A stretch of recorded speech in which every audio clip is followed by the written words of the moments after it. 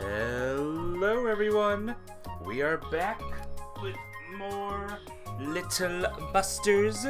Today is gonna be a good day because because we escaped. We escaped from school, we're free, and we're living in someone's house. I forgot whose. But yeah. And now Rin wants Ricky to take a bath, so that's good. But yep, we're in Rin's second ending, I think. I have the fan on. I don't know if it's affecting the sound at all. I hope not. But it's very hot right now, and I kind of need it on or I'm gonna get dead. Be right back, guys. Give me a second. Let me get a thing real quick.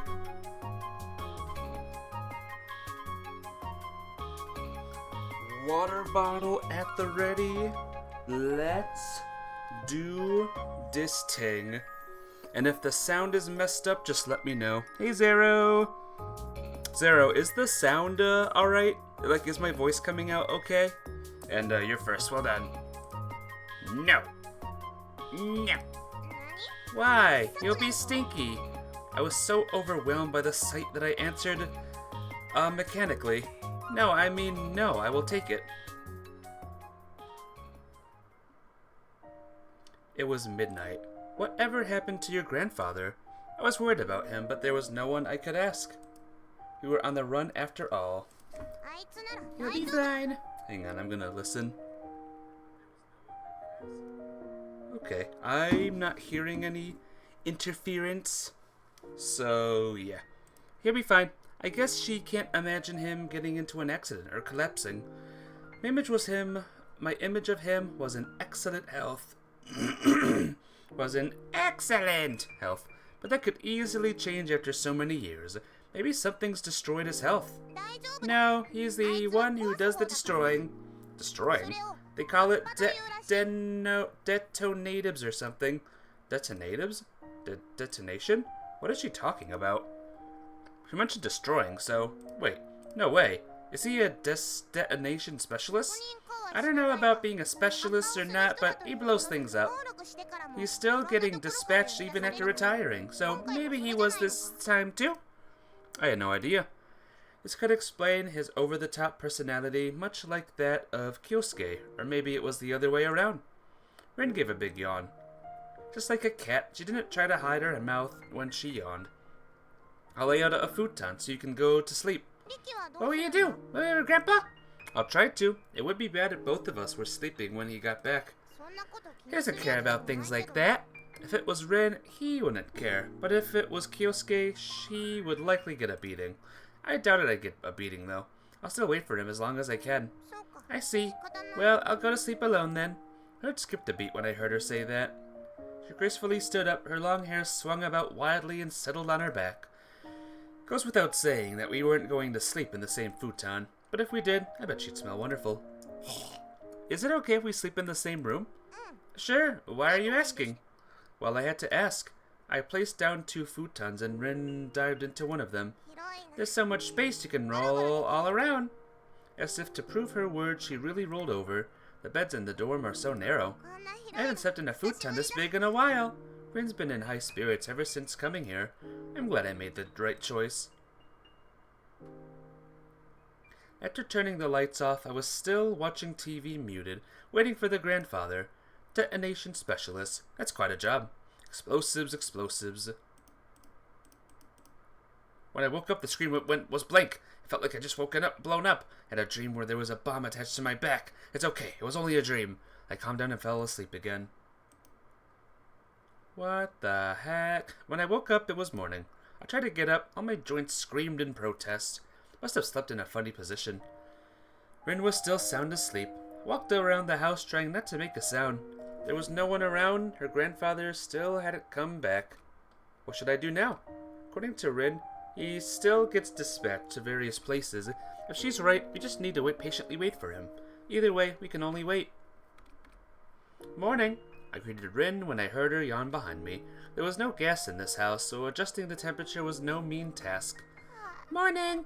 From the murmur, I judged she was still half asleep. Breakfast will be ready soon. Why don't you go wash your face now? It will wake you up. Okay, I will.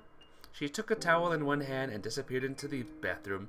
It was like that back when we came here for our training. Kyosuke and I would make breakfast while Rin was washing her face, accompanied by some stray cats. Masato had been kicked out of the house for his snoring, and Kenga was swinging a shinai in the backyard. We were still kids and couldn't make anything edible, so the mess kit Masato had brought with him for some reason came in handy. Must have gotten the wrong idea when he heard about a training camp, so he brought all sorts of camping utensils. When Kengo made fun of him on the train, he insisted that he'd been backpacking in the backyard by himself. Let me check something. Okay, we good. There were some fun memories. I stopped reminiscing when the boiling water poured out from the pot. I should fix something to eat. Nothing to do. Ren was swinging her legs from the porch. It's true. Could we afford to spend the entire day doing nothing?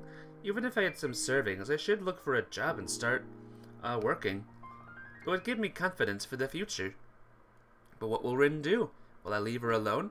If her grandfather comes back, it won't be an issue. Nya nya. All of a sudden, Rin meowed. She was pointing a finger, trying to convey something to me. There was a nya just now. A cat, huh? I looked at the gates where Rin was pointing. It's gone. It was too late. It dawned on me that Rin wouldn't feel alone if she had a cat. I had promised her when we left the school that I would get her a cat. Wait a bit. I got down from the porch. Going shopping? I gave a vague answer to her question and got outside. Maybe. The cats kept running away as soon as I caught sight of them. How in the world did Kyosuke manage to catch so many of them? And he only managed to pick those that were used to people. I could tell if the ones always keeping Rin company had been carefully handpicked. They were all quality animals with good fur. Hate to admit it, but the ones I just saw look kind of ugly in comparison. Aw, but I don't have the freedom to be picky now. Appearances don't matter. So just look for one I can catch. Decided to use something as bait. Left a trail of some of the shrimp cutlet from yesterday on the road. The cat smelled the bait, approached and started eating it. It was slowly getting closer to me. It was carelessly getting closer and closer. Maybe it was just hungry. Doesn't it have a sense of danger? Reached my hand toward its neck. It caught it. Another look at the cat confirmed that it was ugly. Hate to violate your rights, but you're a present from me. I felt bad. I wouldn't be happy to get something like this. When I got back, there was a cat. I was astonished. I was playing with Rin. What's that? Oh, you're back, Ricky. Meow? It was her turn to feel confused when she noticed the ugly cat I held in my hands. Did you pick up a cat too? Two? Did you pick up one as well? Yep. Had she gone outside when I wasn't around?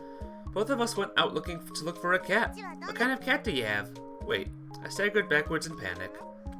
Hit the cat with my body and stole a glance at the one Rin had. How should I put it? It was perfect. It was sleek, with smooth fur, and it was absolutely gorgeous. I felt defeated. I will let it free. Nay, not so fast. She came after me. What's wrong with it? The more the merrier. I will look for another one. Why? What are you so concerned about? She looked at me suspiciously. Whoa, don't look. I mean, it's not cute. Not cute? But you liked it, right? Does she think I picked it up because I liked it? What if I told her that I just wanted to find a cat for her and it was the only one I came across? Maybe she'd be offended that I felt such a need in the first place. I couldn't answer honestly. So let's keep both of them. I put the cat down on the floor without saying anything. I was hoping it would go away. Come on, get going. It didn't budge an inch. Didn't you slink away back then? Looks like a good and obedient cat. No, there's probably a reason it's obedient. It's a good kitty. She squatted down and scratched it under the jaw. I let out a purr. The fur is so ruffled. Let me brush you. He picked the cat up and went to another room. Looks like it's staying with us. I don't care as long as Rin likes it. What should we name it? My stupid brother would always pick the names. Why don't you choose one? Let me see. She held up the cat she had found. He's manly and has a massive body, so Refrain. She was similar to Kyosuke in naming cats after celebrities. And this one, she put Refrain back and held the ugly cat this time. His face reminds me of Guts. Shocking about the former boxing world champion? I wanted to ask her, but I was too afraid to know. So, Refrain and Guts. It was decided. Refrain and Guts. My feeling of defeat grew even heavier. No, he's a former world champion. I should feel proud. With that, our life got more exciting. Rin, I want to begin looking for a job starting tomorrow. Job? Will you work? Yeah, I have to. I don't have money. I still do. But I should save up for an emergency. That's why I'll start working. Even if Grandpa comes back? Yeah, doesn't matter. I will work either way. I see. If you think you have to work, I'm fine with that. I'll be waiting with the cats. She patted Refrain as she said it. So heavy. I looked at my futon and found Guts sleeping on it. I pushed him away since I had to make breakfast. He meowed in a discontented voice, but fell asleep again. Where has your pride as a stray cat gone? Sorry, did I wake you? What time is it? You can keep sleeping, I'll be making breakfast. I lit the fire in the Japanese cooking stove, heated up the leftovers from yesterday, and set the table for breakfast. Although Rin was still in bed, I decided to go out to start looking for a job. I walked along the country road, wearing a straw hat I had borrowed from her grandfather's wardrobe. I passed by many fields, but I didn't come across anyone at all. Maybe it was just that I couldn't see them, hidden amongst those tall crops. After a few more minutes of walking, I finally found an old lady working her field. She was collecting vegetables into a basket. Excuse me? Yes, what can I do for you? I had been kind of nervous to speak up to her, but I was relieved by the kind voice with which she answered. I realize this is really sudden, but I was wondering if you could let me work here? Well, get out of here! She fell silent, visibly baffled by my sudden offer, and I continued my desperate appeal.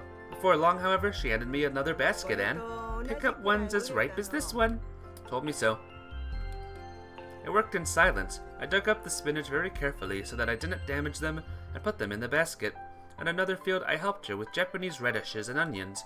Though standing hunched over for a long time made my whole body quite ache, working until sweat dripping from my brows brought me a delightful sense of satisfaction. This was what it was meant to work.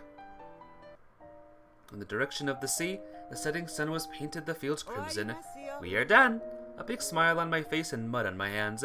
A basket full of vegetables from the old lady. I felt like I could see a sliver of hope for the future.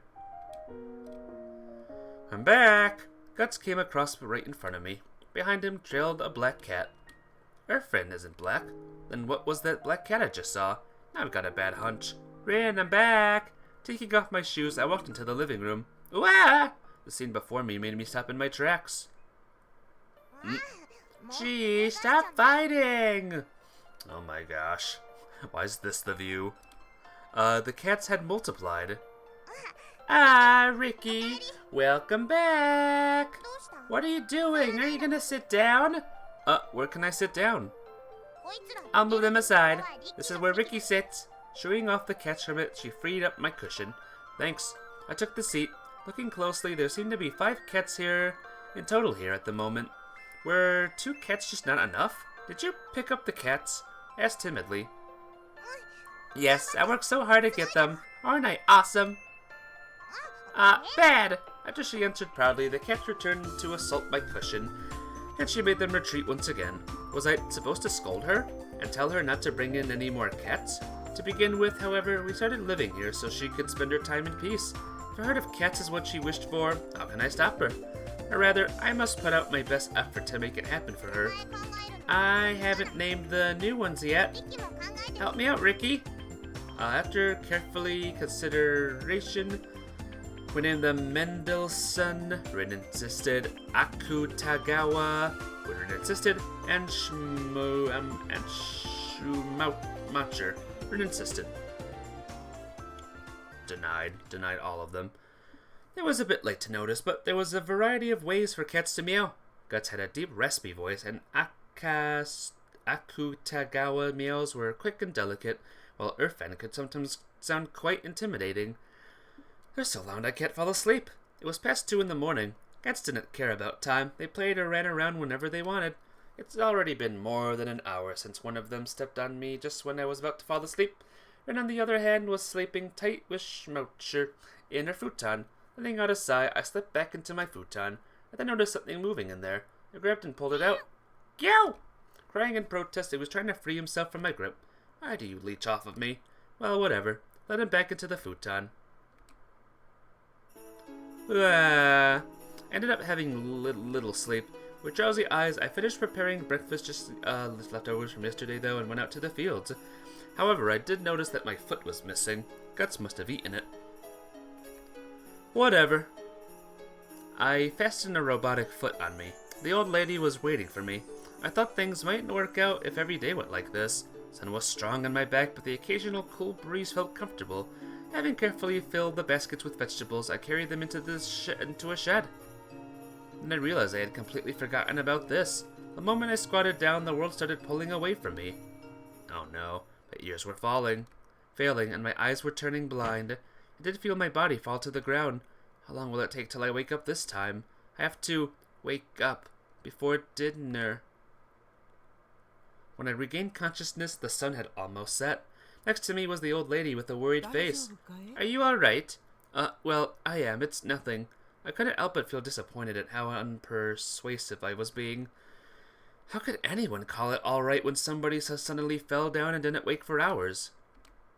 Like yesterday, she offered me a basket of vegetables as a reward, though I tried to refuse it since I didn't do much work. Nevertheless, she insisted and I ended up accepting it. Eat them and get better soon, she said. I think it would have eased my mind more if she had rebuked me instead.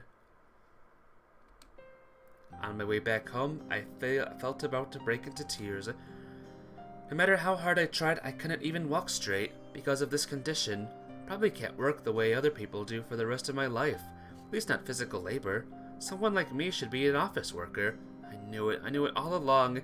Have to wind up worrying about that. I shouldn't have left the school. Should have entered into a university. Should have put my efforts into studying hard to cover this handicap, but I already escaped. So, instead of regretting, I must find out what I can do at this very moment. Anxiety for the future made me check the money remaining in my wallet.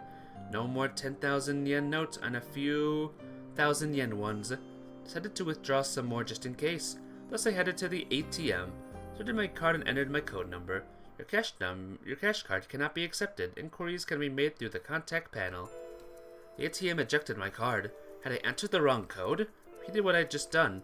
Your cash card cannot be accepted. Inquiries can be made through the thing. Could it be that somebody has suspended my account?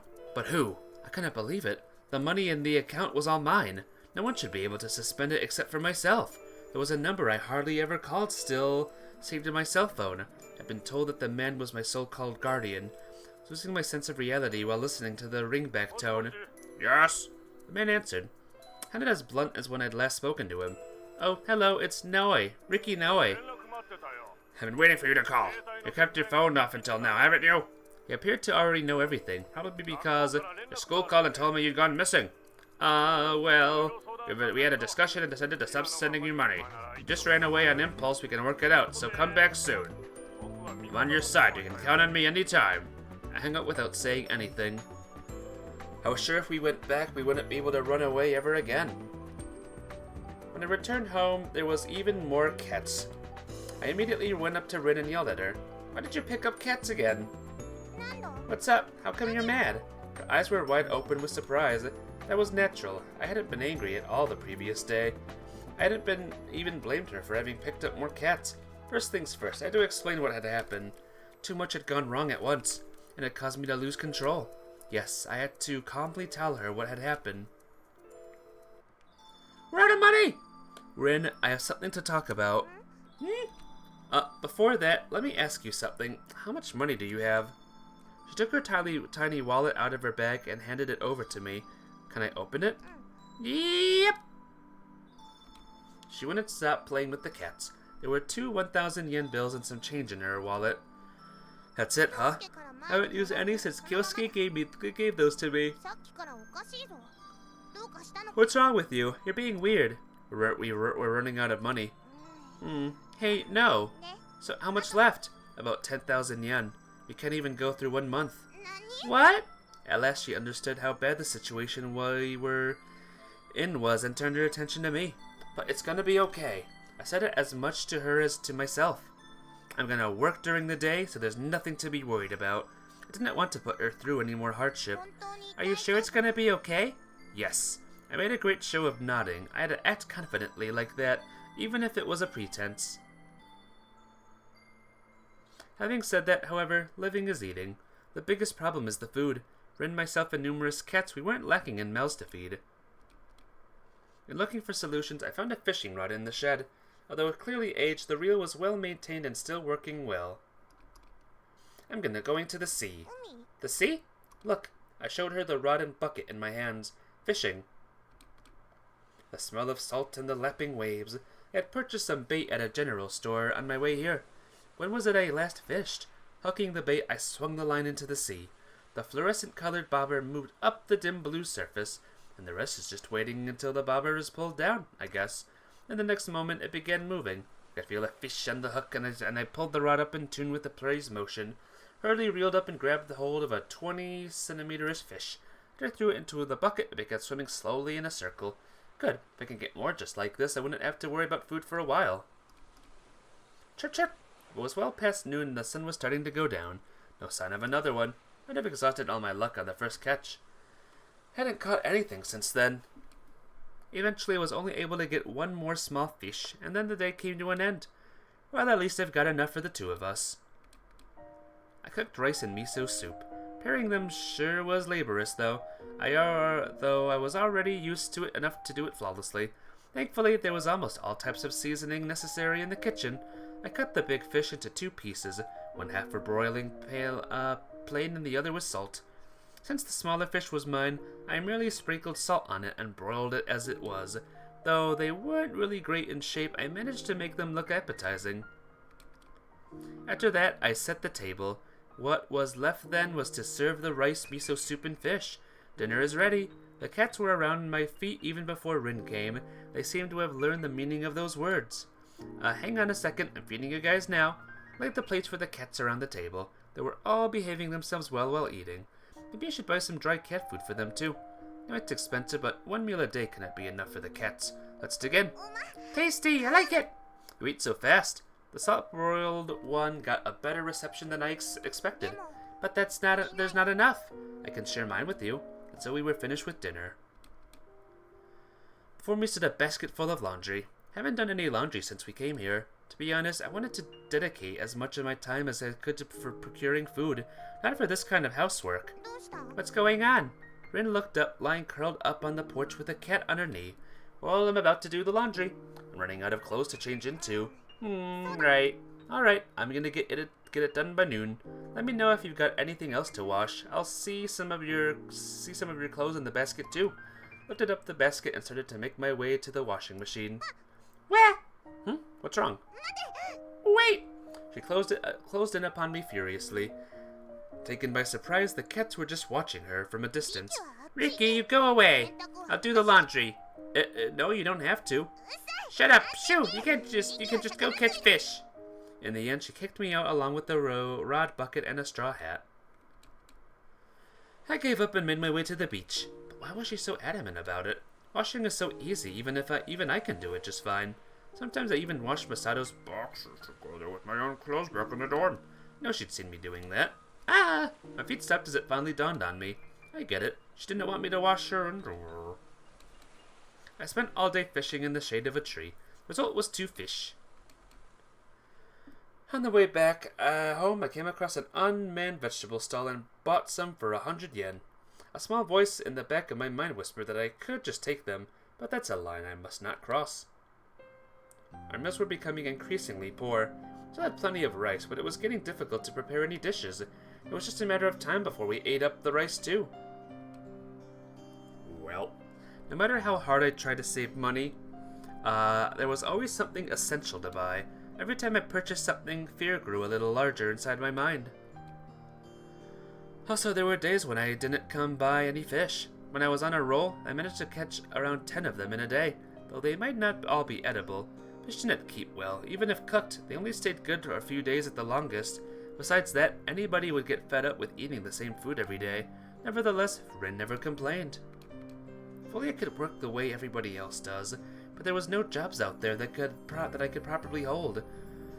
I visited that old lady to give her a hand only once after I fell on the ground. She was so worried about me that she wouldn't let me help her in the fields. Couldn't blame her. I would do the same if someone with an illness offered me help. Hey, Blue Thunder! How you doing today? It's good to see ya.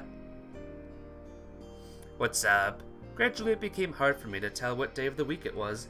TV was the only way to ascertain the date. Waking Rin up, making meals and fishing, every day was just a repetition of this. Everything looked peaceful and quiet on the surface. Rin and her cats were relaxing in the yard. The sight gave me relief, allowed me to suppress my fear. Even though I'd already realized that I was just trying to put off the end of our fugitive lives even by the shortest of moments. No more wood! Wood? For bats! Firewood. Well, as she said, there was little left in the backyard. There's just enough for one to take a bath. Let's get some wood somewhere around here and chop it up. You're okay, just chilling, playing your game. Ooh, nice. I have to ask you, Blue Thunder, is the mic quality good? I have my fan on and I'm hoping the wind isn't messing up the mic quality. So does it sound good? And I'm doing well. I hope your game is also going well. Rough wood gives off a lot of smoke and doesn't burn well. Let's get a bunch of dead leaves. It's good? Alright, good. Good! That's not possible in this season. What do we do then? You can take a bath. At least we still have enough for one person. And I figured out how to get more. I believe that general store sold firewood too. I remembered seeing some stacked under the eave. How much could it cost? Couldn't be that expensive, but I must not forget that we were pressed for money. Threw the pieces of firewood into the fire one by one, and I put less water in the tub than usual. By doing that, the water should get hotter soon. Bath is ready. Nodding to me, Rin went into the changing room with fresh clothes to change into. I can hear you well. Good, good. Her voice came through the lattice window. What's up? Not much water in the tub. Sorry, I need you to bear with it because, there's not much firewood left. Alright then, it can't be helped. My shoulders aren't in the water. Then the longer you spend in there, the hotter you'll get. Okay. After that, she fell silent with only the occasional splashing sound carrying out. Then her voice again. Now what? Won't you have a bath, Ricky? Yeah, after you. But there isn't any more wood to heat the water, is there? Right. You'll get it cold if you take a bath in cold water. I don't think so, since it's already hot out here. Though truly, it often got rather cold in the morning. Well, it doesn't matter even if I miss a bath for just one day. I know, you can take a bath with me now. He threw out the impossible as though it was the greatest idea ever. Rin, you don't mind me seeing you naked? Right, forget about it. Right, I don't want you to catch a cold. I don't mind going without a bath. I don't want a stinky guy sleeping next to me either. I'll sleep in another room. I don't want you to do that either. I took a compromise a little here. A compromise? And I'll take a bath with you. Are you sure? Yeah. Oh boy. Oh my god. My back is against hers. There is nothing between us. Never experienced anything like this. I'm glued so closely to her. I could hear the beating of my heart. It was so loud that I was afraid even Rin could feel it through my back. She must also be really nervous. She wasn't moving an inch. Maybe I should start a conversation to let us relax a little. No, I can't. Not with my heart pounding like this. I can't think of anything to talk about. Going through puberty, too. How can you blame me? Wait, who am I making excuses to? What's with all this sweat running down my forehead? Of course, it's just be caused by the elevation in temperature. Sorry, who am I fooling? Just as you imagine it from all my nervousness. Wait, I did it again. Who the heck am I talking to? Sure would make much more sense to talk to Rin instead of someone inside my brain. Or the viewer. Or the visual novel player. Alright, let's find a subject. Well, I'm sorry, but I think anything I'd say would just scare her out of her skin. Not to mention piss her off. In this situation, pretty much anything you say can sound dirty. If I were to say it's warm, it could be taken as your back is. If I were to say it's narrow in here, it could make her more aware of our backs sitting tightly to each other. If I were to say something like it feels good, she would definitely think of me as a pervert. But maybe she's been waiting for me to start chatting to change the mood. That has to be it. In spite of that, God, what the hell am I doing? Yeah, I get the message already. You don't need to speed up anymore. I'm highly certain that anything I say right now will definitely go into a falsetto from the tenseness. There's no mistake, I'll squeak like a 4-year-old. And then she'll realize just how nervous I am, and the atmosphere will explode into awkwardness. I get it. That's not going to happen if I speak in as low as a voice as I can, and my voice will just rise to the normal range even if I crack into a falsetto. Alright, Ricky, don't let her realize you're just nervous. Just make your voice low. Boo-do-do-do-do-do-do. Jesus Christ, I didn't go into a falsetto at all. It sounded like I was in my death throes. What is that? Well, if I had to put it into words, it was some sort of explanation from my soul. Give me a second, guys.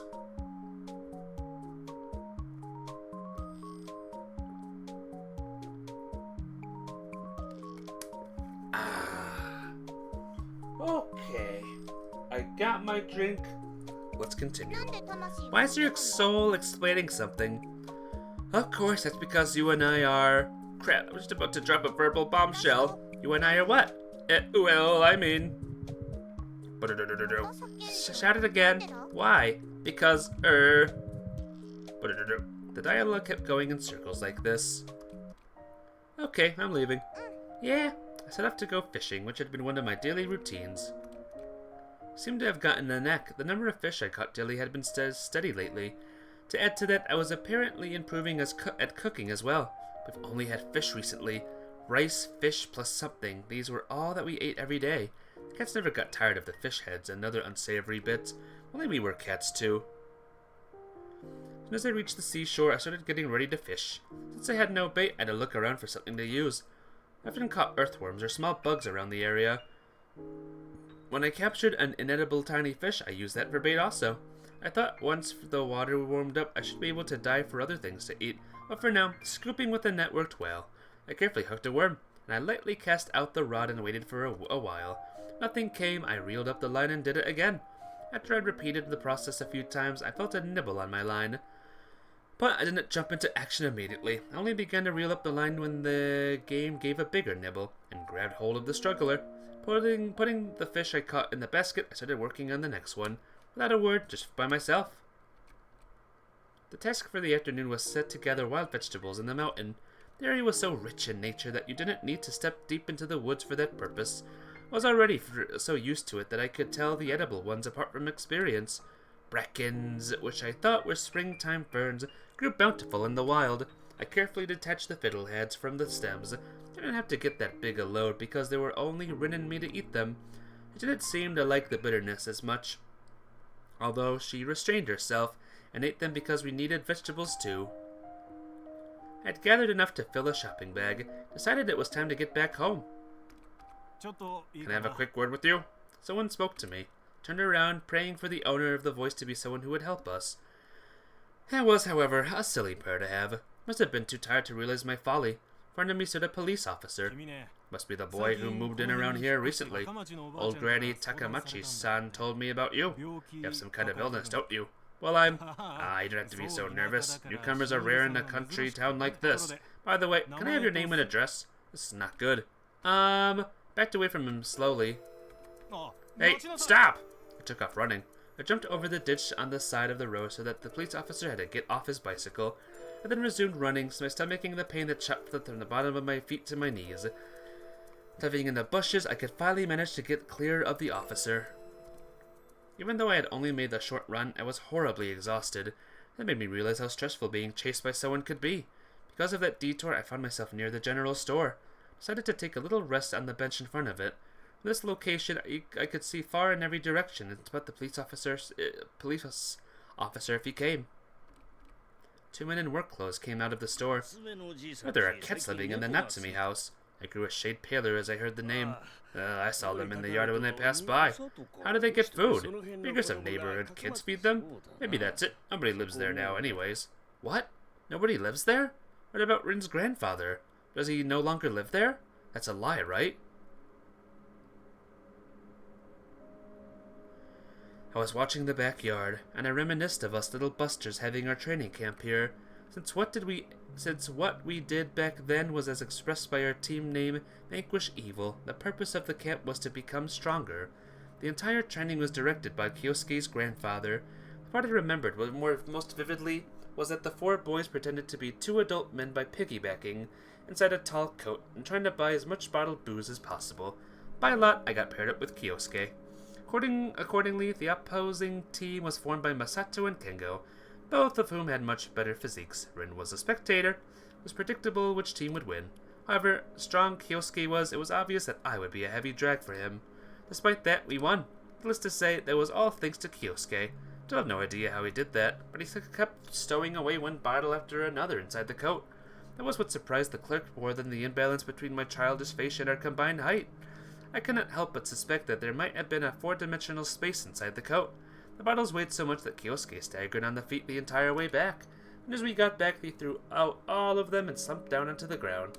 He then raised his chin and stared at Kengo and Masato proudly. Despite me dragging him behind, he gained a victory over the strongest pair. Nobody can beat Kyosuke. The result of the competition taught me that fact anew. He held out his hand toward me, to bask together in the glory of the victory. At the moment I seized his hand. I also seized the most dependable feeling in my life. But he's not with me anymore. There's only Ren, a few cats, and my powerless self here. All of a sudden, the house of the doorbell rang throughout the house. There was one thing we'd never heard since our arrival. I stood a bit surprised, both the cats and mine. Ren alone was straining her ears. Must be Grandpa! No. I held her back as she tried to stand up. As a result, I hugged her unintentionally. No, Rin, it's not him. Why would he ring his own doorbell? We can't get the door. Are we gonna pretend nobody's home? Okay. The bell kept ringing. Only the cats were crying, as if trying to let the visitor know where they were. You guys have to stop crying. We're not supposed to be here now. The one outside began pounding on the door hard, as though telling us that they knew we were in here. I knew they knew that. Ricky, someone's outside. Eh? I strained my ears and heard people speaking in the backyard. Did I lock the windows over there? No, they were all unlocked. The ones outside must be the police. They were definitely gonna come in. We've gotta run, Ren. I seized her hand and pulled her up. How come? Did we do something bad? Turns out we aren't allowed to live here. That's why we have to leave right now. Listen up, I'm turning the lights off. We need to go do that to escape from them. Never let go of my hand, Rin. If you do, if she does, won't get her back ever again. There's no turning back now, Kengo. I switched the lights off. At the same time, the cats started an off-key chorus. Let's get out of here. No! I'm taking them. If Grandpa doesn't come back home, we'll be able to see them again. There was the sound of a window sliding open. I had to drag her along. Irfan! Yelled the cats' names. She wouldn't budge an inch. She wouldn't budge an inch. She wouldn't budge an inch. Covered her mouth with my hand. You have to go. Felt that pain in the palm of my hand. It was a slashing, burning pain. What's a bit in my hand and it started bleeding. I flinched. As I did, she shook herself free from my grasp. In this darkness, even though I wouldn't be able to get her back ever again, I had lost her. Many loud footsteps entered the house, and then I heard Rin screaming. But it was just for a blink of an eye. I buried my face in my hands. Ah! Ah!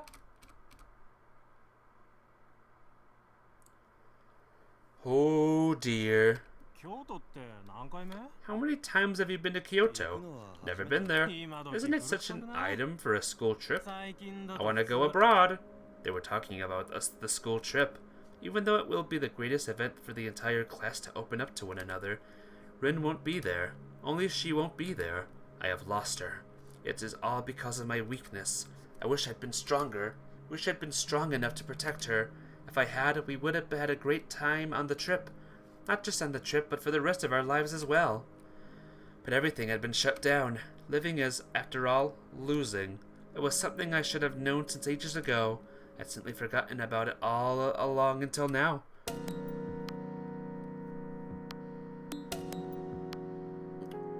Oh dear. Oh dear, guys.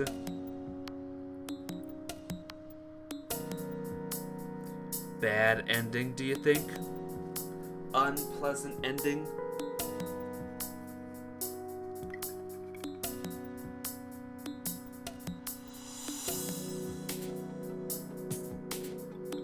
Yeah. That was pretty crazy. Definitely lasted a lot longer than in the anime. The runaway from school bit. I think they stayed at that house for like not even a full episode, just a small bit. Oh man. Oh, whoops. Hey now, are you going to stop in place again? I heard a voice. The voice, yet again. When I lost my parents, I built a wall around myself to keep other people away. Am I going to escape from reality in the same way yet again? I don't like it, but I'm still as weak as I used to be. So what are you going to do now? I'm gonna run away. Let's become stronger. Hey! Complete Rin Natsumi scenario for the second time. I don't want to stay weak. Alright. We did... Refrain? What could this be, guys? And look, the color is gone. Ho ho. GG. I know, GG. But now, Blue Thunder, it's time for Refrain. Give me a second. Give me a second. Refrain. Okay, here we go. Let's do it. Let's see what Refrain is all about.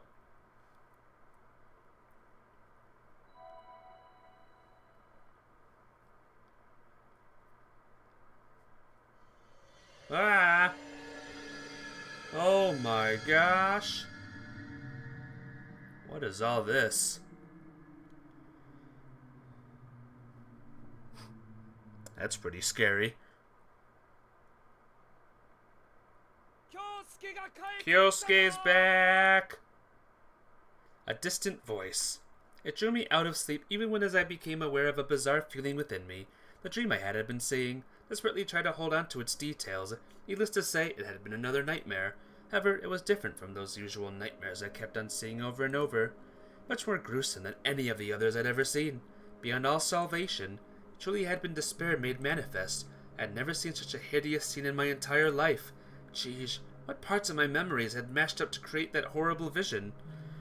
Wait, I think I got it. The other day, I read the news article about a group of students who had gotten involved in an accident during their school trip. How on earth could I draw such a detailed picture of the accident that I knew nothing about, except for what I had read in the article? The dream I had felt as real as if I was actually experiencing the accident myself. It had been something so terrifying that I wouldn't count myself blessed to never see its like again. Immediately gave a silent prayer that it would be the first and last time I saw it. Finally, the time has come. I heard somebody's voice quivering with joy. With rushed breath, the owner of the voice jumped down to the floor. Masato, where are you going at this hour? I asked timidly. To the fight. Huh? This late at night? Where? Right here. With his thumb down, he pointed to the floor. Leaving such with a daring smile, Masato swung the door open and flew out of the room. Right here? Does that mean the dorm? Wah! I jumped to my feet upon realizing that and chased after Masato into the corridor. Okay. I could hear the sound of the tables being overturned in the distance. There was a crowd at the entrance of the cafeteria jostling their way inside. I peeked in and sure enough there was a fight. On one side was Masato Inohara, my roommate. Across from him, wearing a hakama, was Kengo Miyazawa. Both of them were my childhood friends. They'd always been like oil and water, fighting whenever their opinions differed. Masato started attacking. Shifting his body for momentum, he threw a heavy punch. Kengo dodged narrowly. Bang! And behind him lay a cracked desk. Expected of Inohara, putting his muscles without reason, despite not having joined any clubs, using this opportunity to show them off. Commentary had already begun. Now it was Kengo's turn to counterattack. In his hands he gripped the shinai. His hand movements was only visible for an instant. Wow! Receiving a thrust to his side, Masato lost his balance. Come on, Masato, that can't be all you got! Shut the hell up. Catching Masato off guard, Kengo kept attacking him with his shinai. It was a heavy rain of blows. Can anyone stop this? I appealed to the onlookers. Hey, but it's getting interesting. The fight and the campus had already turned into an attraction. But Kengo looks serious. Masato's gonna get hurt. Stop them yourself, then. Eh? Ah! She's totally right. I wasn't getting wound up by myself. I guess that's one of my bad habits. Two people I know were fighting. They were tough ones both. However, they were my friends, so I should be able to stop them without using force. Ran in and placed myself between the two of them, shielding Masato. That's enough. Bang! Intense pain shot up in my back. That's enough. Repeated. Fight is over, Kengo. No, it's not. Don't interrupt us, Ricky. Just biding my time. Get out of my way. Masato pushed me aside and faced Kengo yet again. A cheering ovation erupted from them. You can't beat Kengo when he's using his Shinai. Yes, I can. Oh yeah? Why don't we make some rules? I just said whatever rolled off my tongue since they felt certain to change each other with at any moment. In bare-handed fights, Masato's too strong. Conversely, Kengo becomes too strong when he uses his Shinai. So, turn to face the onlookers. You over there, throw in whatever you think would work as a weapon. The more worthless, the better. Turn my back toward Masato and Kengo. Whatever you can grab will be your weapon. And those are the rules. What gives you the right to set some retarded rules? I won't accept them either. This is a fight between Masato and I. They both answered coldly, their eyes focused on one another, paying little heed to me, as I thought, I just can't stop these two? And they can only resort to the usual. Kyosuke! I looked around for him. Where's Kyosuke? Oh, saw him sleeping over there until a few minutes ago. Although I looked at where he pointed, all I saw was a tight crowd of students. No one could possibly sleep in such a place. Must have already gotten up and moved somewhere else. I kept looking for him, yelling his name, pushing through the onlookers. Soon enough, people started to leave the cafeteria. It seemed like the fight was over. Eventually, there was the only beaten-up Masato left, stood in front of him with a blank expression. To the end, I couldn't find Kyosuke. What's that, pitying me? Worry not, Kengo's injured too. That makes me even more worried. Why'd this whole mess have to happen? Lending my shoulder to Masato, who couldn't walk by himself, we slowly made our way back to our room. Ouchie. Feeling the heat radiating from his sweaty skin, I was thinking about something. Hey, Masato, when did we turn out like this? There used to be a team called the Little Busters, and we were all members of it. Those were the roughest days of my life after I lost my parents. Every day of my life was depressing, but in front of me, 4 boys appeared, and one held out his hand. There's a formidable enemy, we need your power. What's your name? Ricky Naoi. Okay, let's go, Ricky. He grabbed my hand and pulled me along as he started running. Hey, who are you?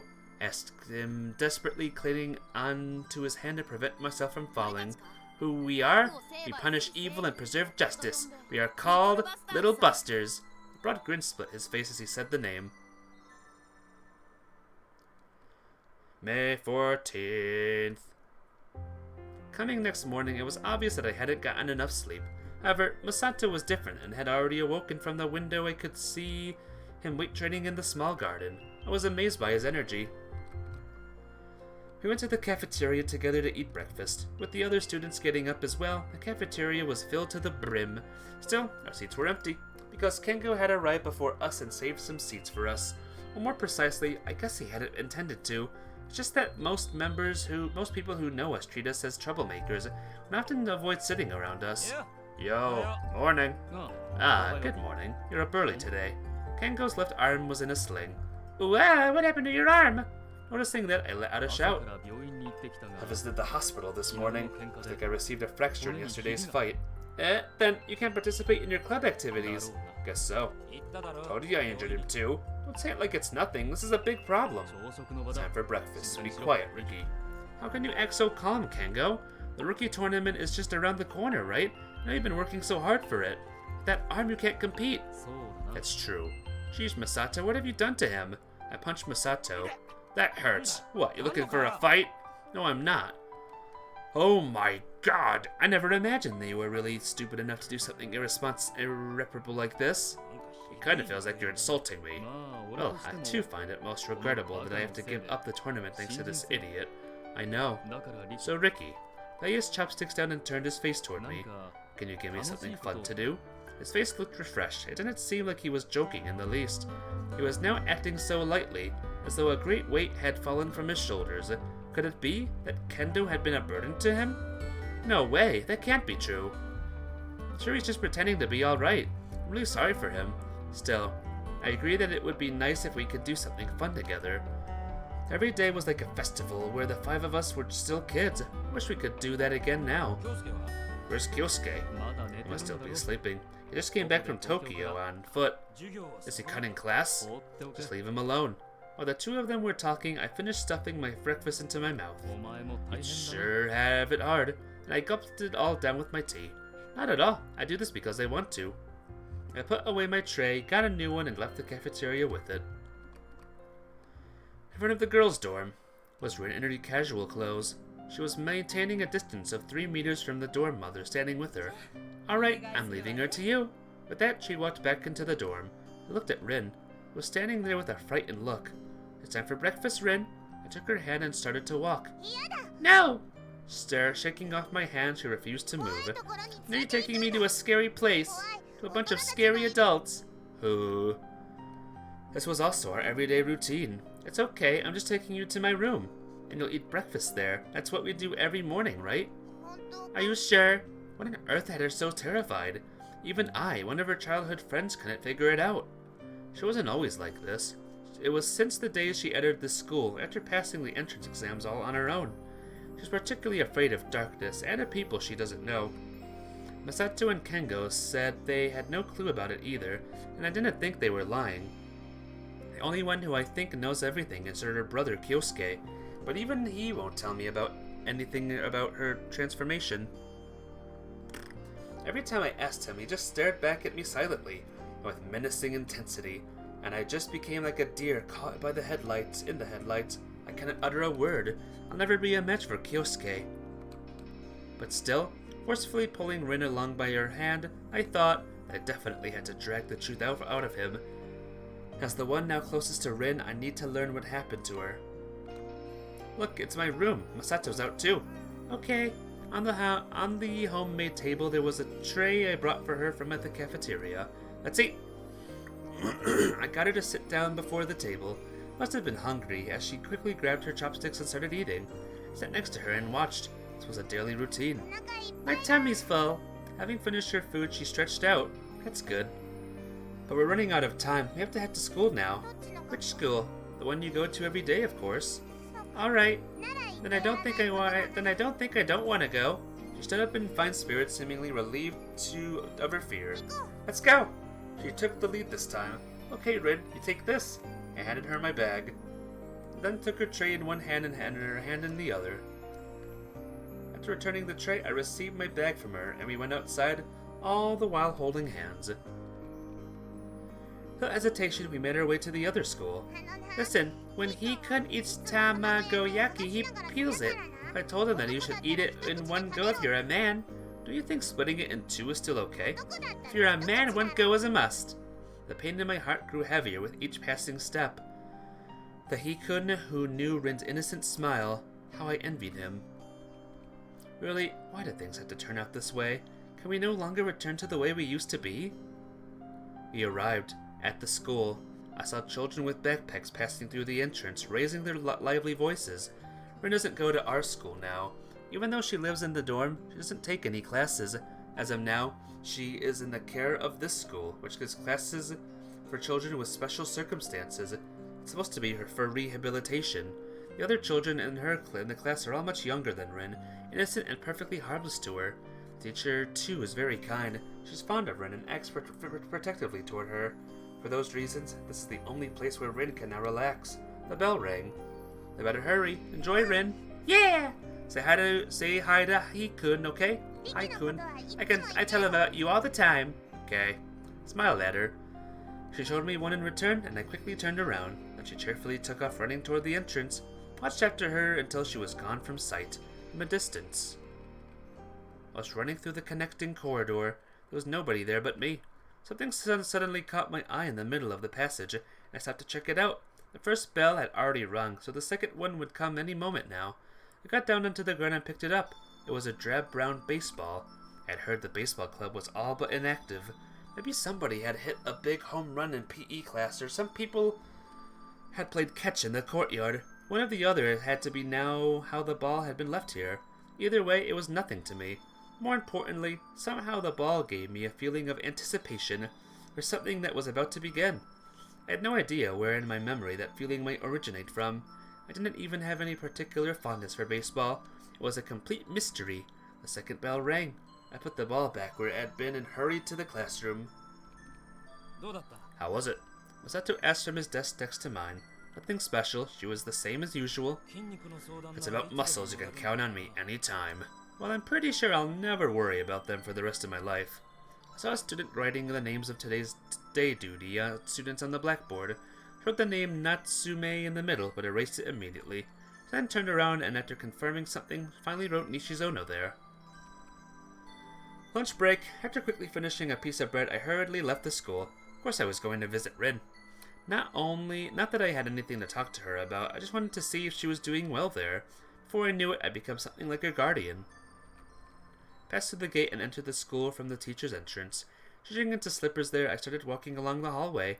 Finally arrived at the very last classroom on the first floor. Peered inside and through the window on the door. Inside was a heartwarming scene. Ah, well, ain't that cute? Whoops. Very nice. Rin was cheerfully enjoying lunch with the other children. What a peaceful scene. Opening up the whole of her heart to them, she was acting like a caring big sister to the little children. And the children in return were playing with her in high spirits. It was so peaceful in there, it nearly made my eyes cloud with tears. Nevertheless, even as I almost started crying, my heart ached so painfully. Was this the only place where Rin now belonged, far removed from us, her childhood friends? Would she one day come back to us? Would that day really come? No, it couldn't. Before I noticed, a teacher was standing next to me. This was not good. If I said something back to her now, she could easily hear that I am about to cry. Natsumi-san is fine. She's doing well like always. I gave a nod, as if to say that I could tell that by looking. Do you have any other worries? She was kind even to me. If I were like her, would I be able to make Rin feel safe with us? Do you want to join them? They're eating now, but I'm pretty sure you'll be welcome. It's okay. Don't have the right to ruin their fun. Please take good care of Rin. Leaving only those words behind, I walked up briskly as if trying to escape. I was holding my back straight as I stood in front of the desk located at the deepest point of one of the senior classrooms. Some students in there were giving me quizzical looks, trying to figure out what I was doing. Paying no attention to them, I spoke to the one seated at the desk. You know, him. Kyosuke. Stepping closed the comic book in his hands, he turned his eyes to me. He already looked intimidating. Must have realized my purpose in coming here as soon as I called out to him. I can't falter this easily. I encouraged myself. What is it that made Rin that way? Kyosuke, you know what it is, don't you? There was a thick silence between us for the next few seconds. At that time, I had to stand fast before that terrifying gaze of his. What of it? What of it? His returned question was so indifferent that the rage swept over me. It's everything. For Rin, it's everything. I cannot take it anymore. A flood of words leaped out of my mouth unbidden. Words that I had kept bottled within me for a long time. Because of that, she had to give up her school life here. She lost the youth she was supposed to spend with us. I'm sure you know what she's doing right at this moment. She's laughing. Starting with little kids, taking a nap whenever she's tired, snacking when she's hungry. I like the boy with the red bandana on his head. He looks like Ryu from Street Fighter. Masato, Blue Thunder. That guy. Playing and laughing. Why is she laughing there without us? Why does she have to be there? She used to be with us all the time. And she was supposed to be my classmate too. We're supposed to be together like always. Good for her. She has a place where she can laugh now. His unexpected line put me at a loss for words. But yeah, that guy is pretty cool, Blue Thunder. She was born weak. If not for me, she wouldn't have made a single friend. She's that weak and helpless. No, that's not true. Well, I tried to deny it strongly. Let me ask you then, has she ever had any friends except for you, Masato, and Kengo? I couldn't say anything in response. Hint, this is for the best, don't you think? She was laughing with her friends, right? Good for her, really. His voice was losing its strength. I'm in the middle of a good part. Did not understand what he was talking about. Can I get back to it now? He pointed at the comic book he'd put down on his desk. At that moment, I went past even anger. The feeling I found there was loneliness. His eyes had already returned to the book, but I couldn't allow myself to leave this easily. Not until he gave me the answer I sought. I get your point of view now, and I don't think it's simply an excuse for anything. So please, give me the answer to my question. The answer? No such thing exists in this damn world. His voice was almost too faint to catch. Yeah, I did make out what he had added at the very end. It's all my fault. And then, he shut himself away inside his own shell, as though escaping into the world of the comic book. Huh. As I got back to my classroom, Kengo noticed me and stood out of his chair. Oh, stretch time. When I sat down at my desk, Kengo wordlessly took the seat in front of me. Masato became aware of Kengo and gave him a perplexed look. Kengo was scratching behind his ear, staring at another classmate. Since he wouldn't start a conversation, even after some time passed, I decided to ask, "Aren't you here to correct Masato?" "For what?" "I figured you're here to say something like the answer to what happened in 1853. Can't be a war broke out between Mars and Earth." "But would I come all the way here to speak about something so absurd?" "Ricky, that's wrong." "Eh? It's actually a war broke out on Mars. There's no such thing as Martians. If it was between human beings, why didn't they pick the Earth as their battlefield? It blew up. That's what what planet are we on right now? So what's up with you, Kengo? You always go straight to the club after school without even bidding farewell to us." "There's no way I can go to do any club activities with this arm." "Damn it, so by purposely showing it off to me, are you trying to strike at my conscience?" "Exactly. I gave up attending the upcoming tournament due to the injury, after all." "Huh? Think that'll work on me? I was the top contender." "I'm still cool. You just might have changed the rest of my life." "Sorry, but I really don't give a damn. If you ask me, you seem wrecked with guilt. I guess it'll heal up if I give you a bit of my muscles." "No way, idiot. In fact, you don't even make any sense." "What? In the first place, Kengo, it's because your muscles are so damn thin that your bone got fractured that easily. Don't make it my bloody fault." "What the hell's the matter, Ricky? Look like you want to say, what a happy muscle idiot. He actually thinks muscle can solve every problem in the world, huh?"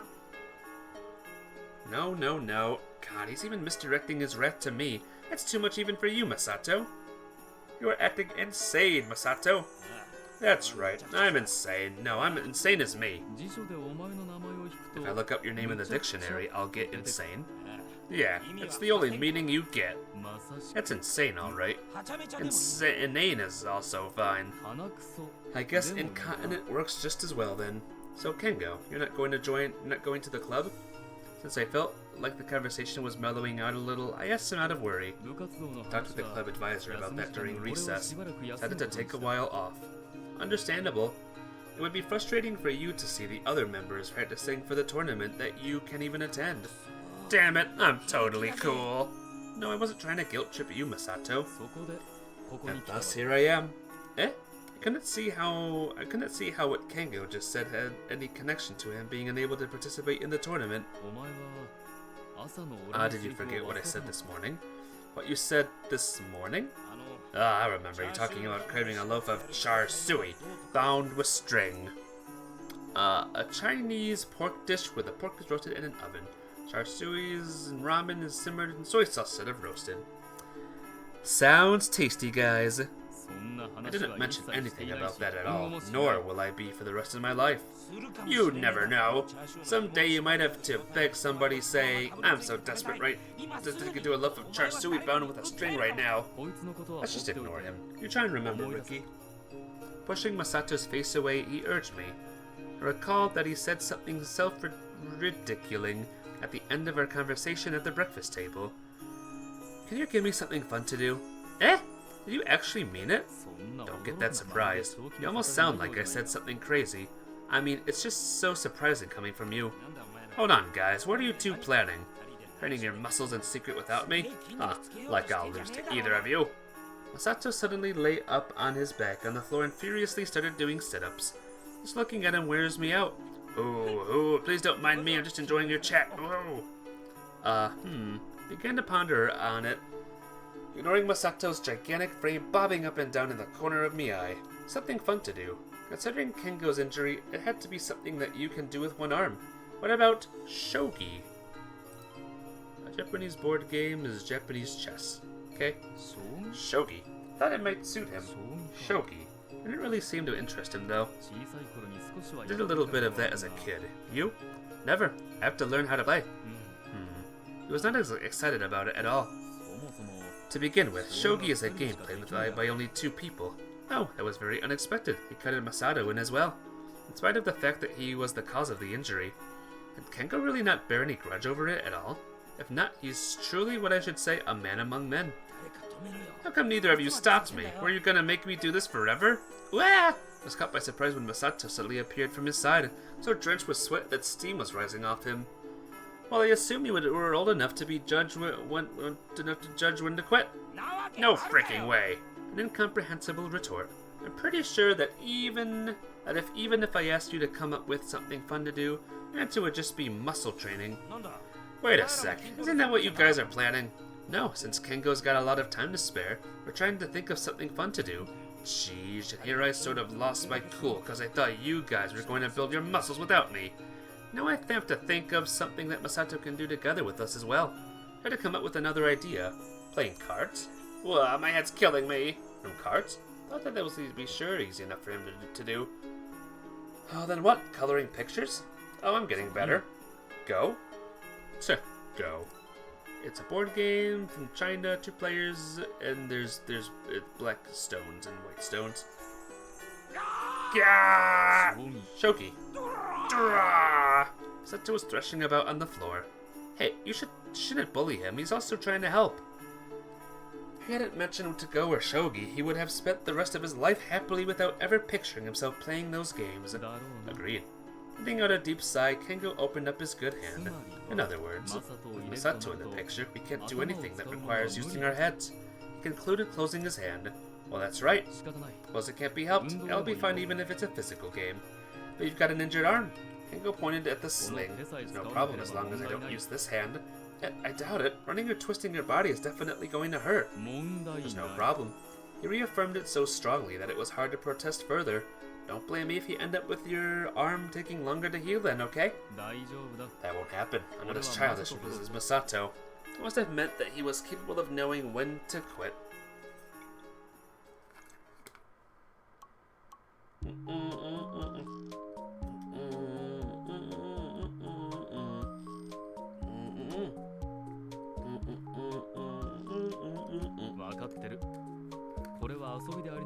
I know. Although this is a game, it's also a real challenge. Kengo's temperament was growing more and more mysterious. I've never seen him like this.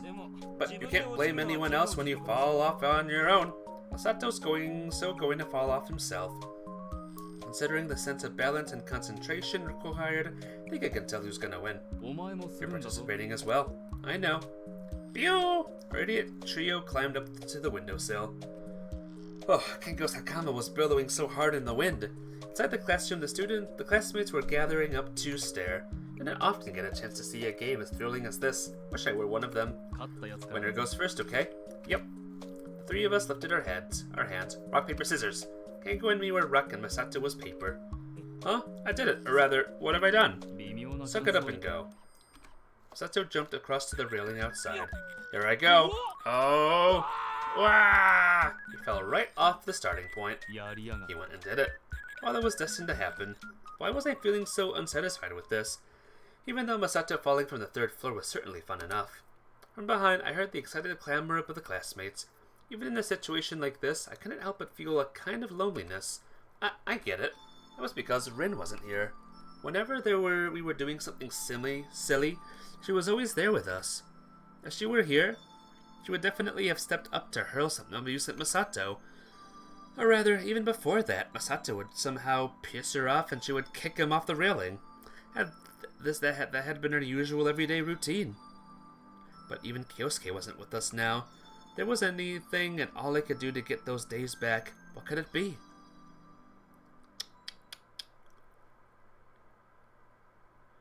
As soon as the final class was over, I grabbed my bag and stood out of my chair. You have it tough. Not at all. I do this because I want to.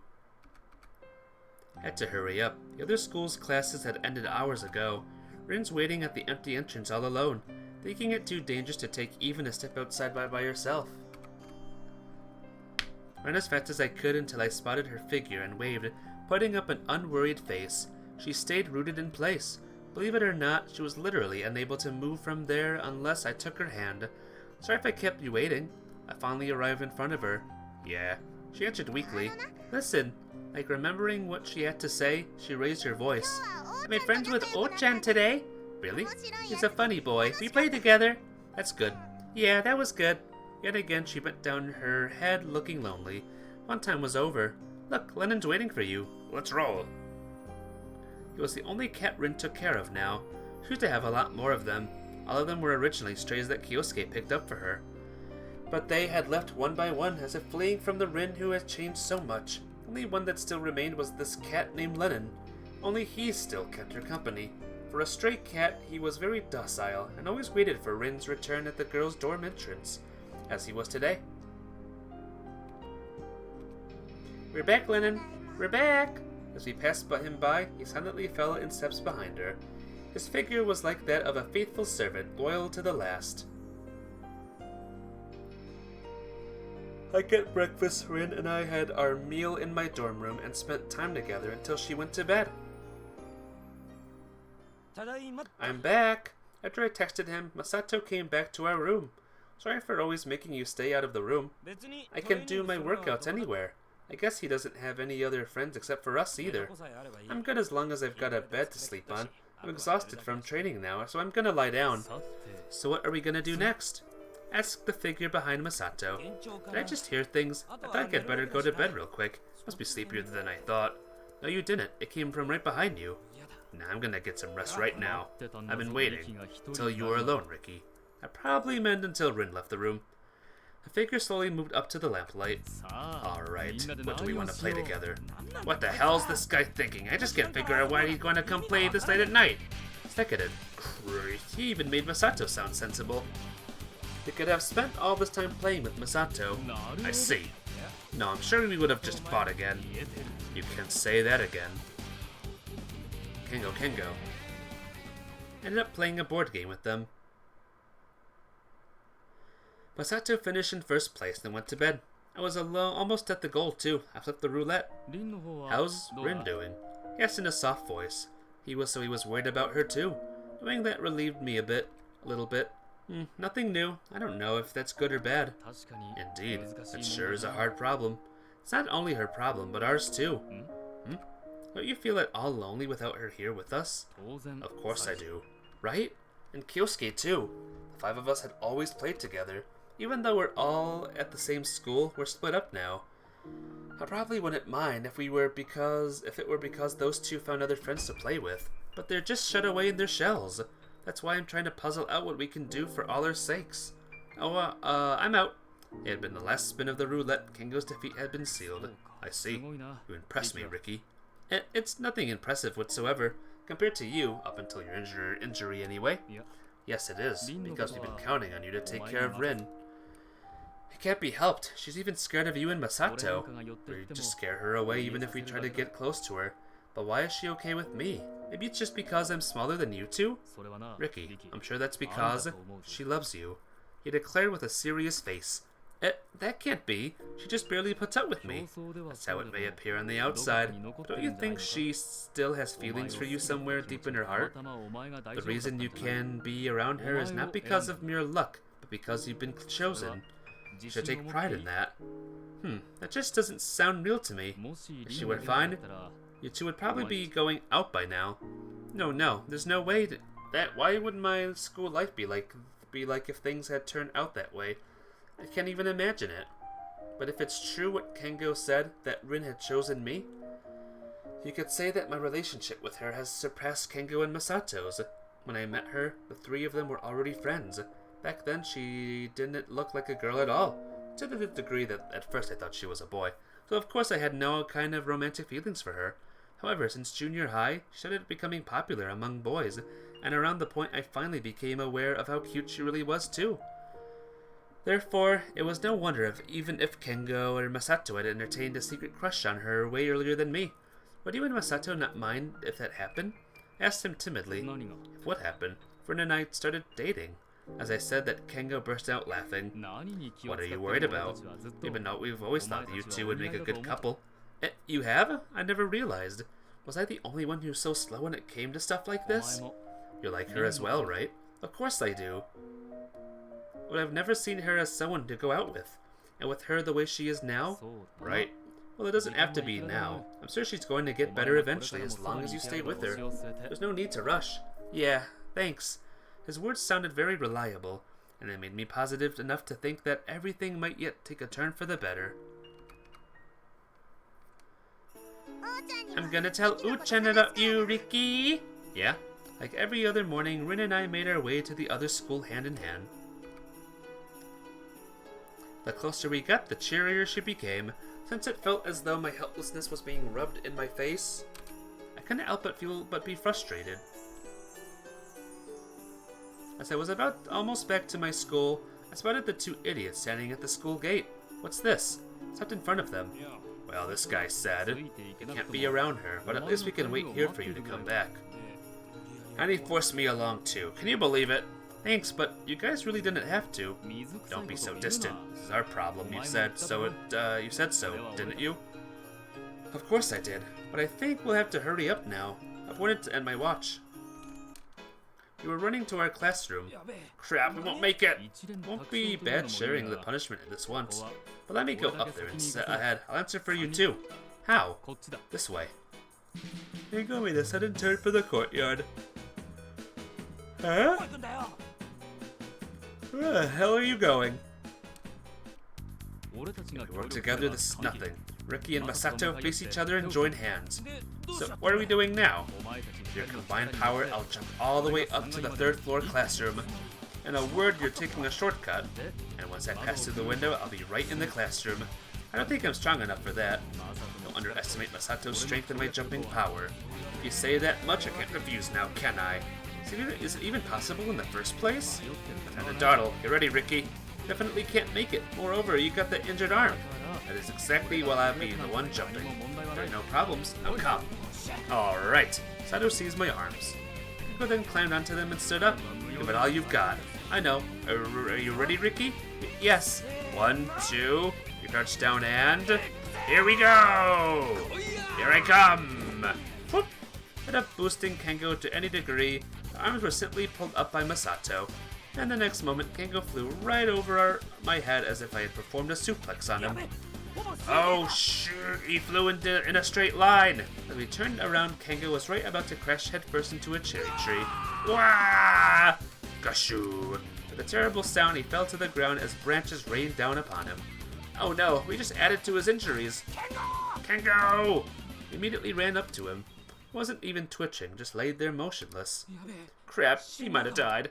Look how thick these branches he broke off are. This is so not good. Hello, Kengo! Masato picked up a branch and used it to poke at Kengo's head. And it started shaking. Whoa, it moved! He turned over, and on his face was a smile. What's wrong with this guy? He scares the crap out of me, Riki. We better leave him alone and go. No, we can't. He's bleeding from the forehead. In the end, we all came in late.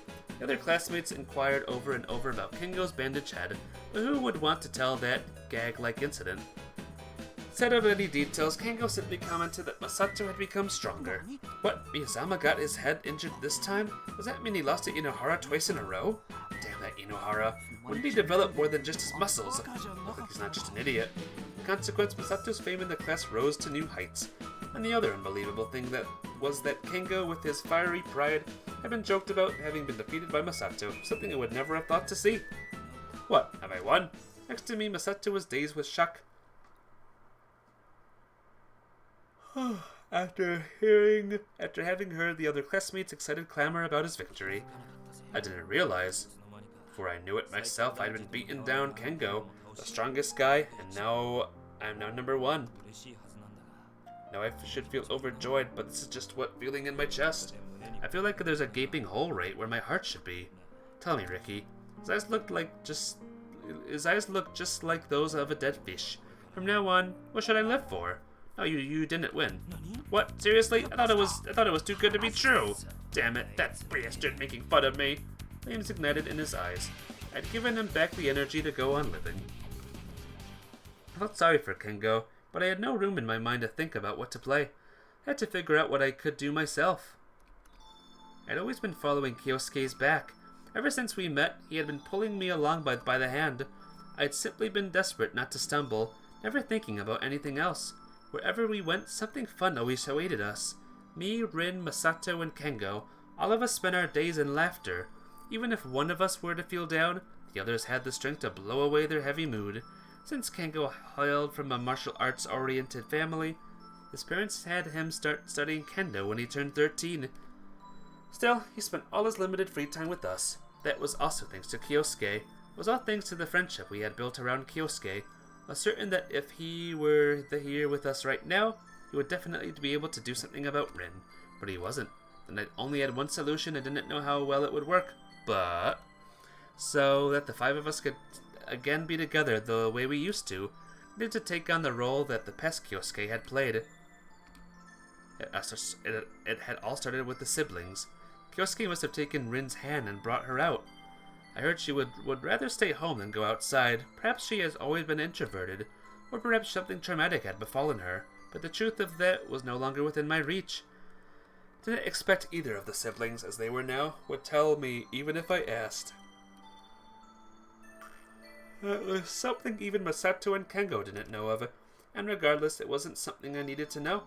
It'll be okay, I told myself in an effort to calm down. All I had to do was make the current Rin smile, and reform the little busters. Rin and I would spend the time after school by ourselves. Nobody would interrupt us. I pictured the school buildings, the sports grounds, the courtyard. The place where we lived in such vast grounds. Should be able to find whatever opportunities I needed. After classes were over, Rin and I walked around the school. She followed me meekly, albeit with a somewhat bored expression. We sat by the courtyard to take a breather. More accurately, needed some time to think. I had no idea where to take her, or what to do to entertain her. Want something to drink? Though she didn't reply, I went ahead and bought an orange juice for myself, and a sports drink for her.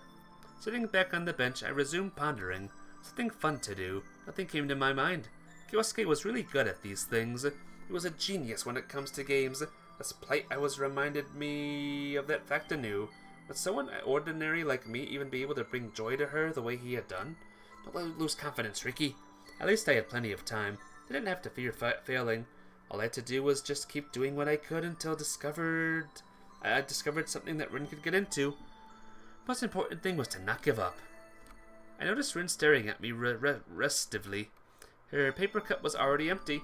Sorry, let's go somewhere else. Out of the blue, Lennon jumped in front of Rin. Rin seemed surprised as well, because the cat was so docile. He'd never done something like this before. Our eyes followed him. He jumped at a ball lying on the floor at the ground, and potted it over and over. He flicked the ball forward and leaped after it. It was the ball that I had seen here 2 days ago previously. It was covered in dirt. No one must have come to collect it.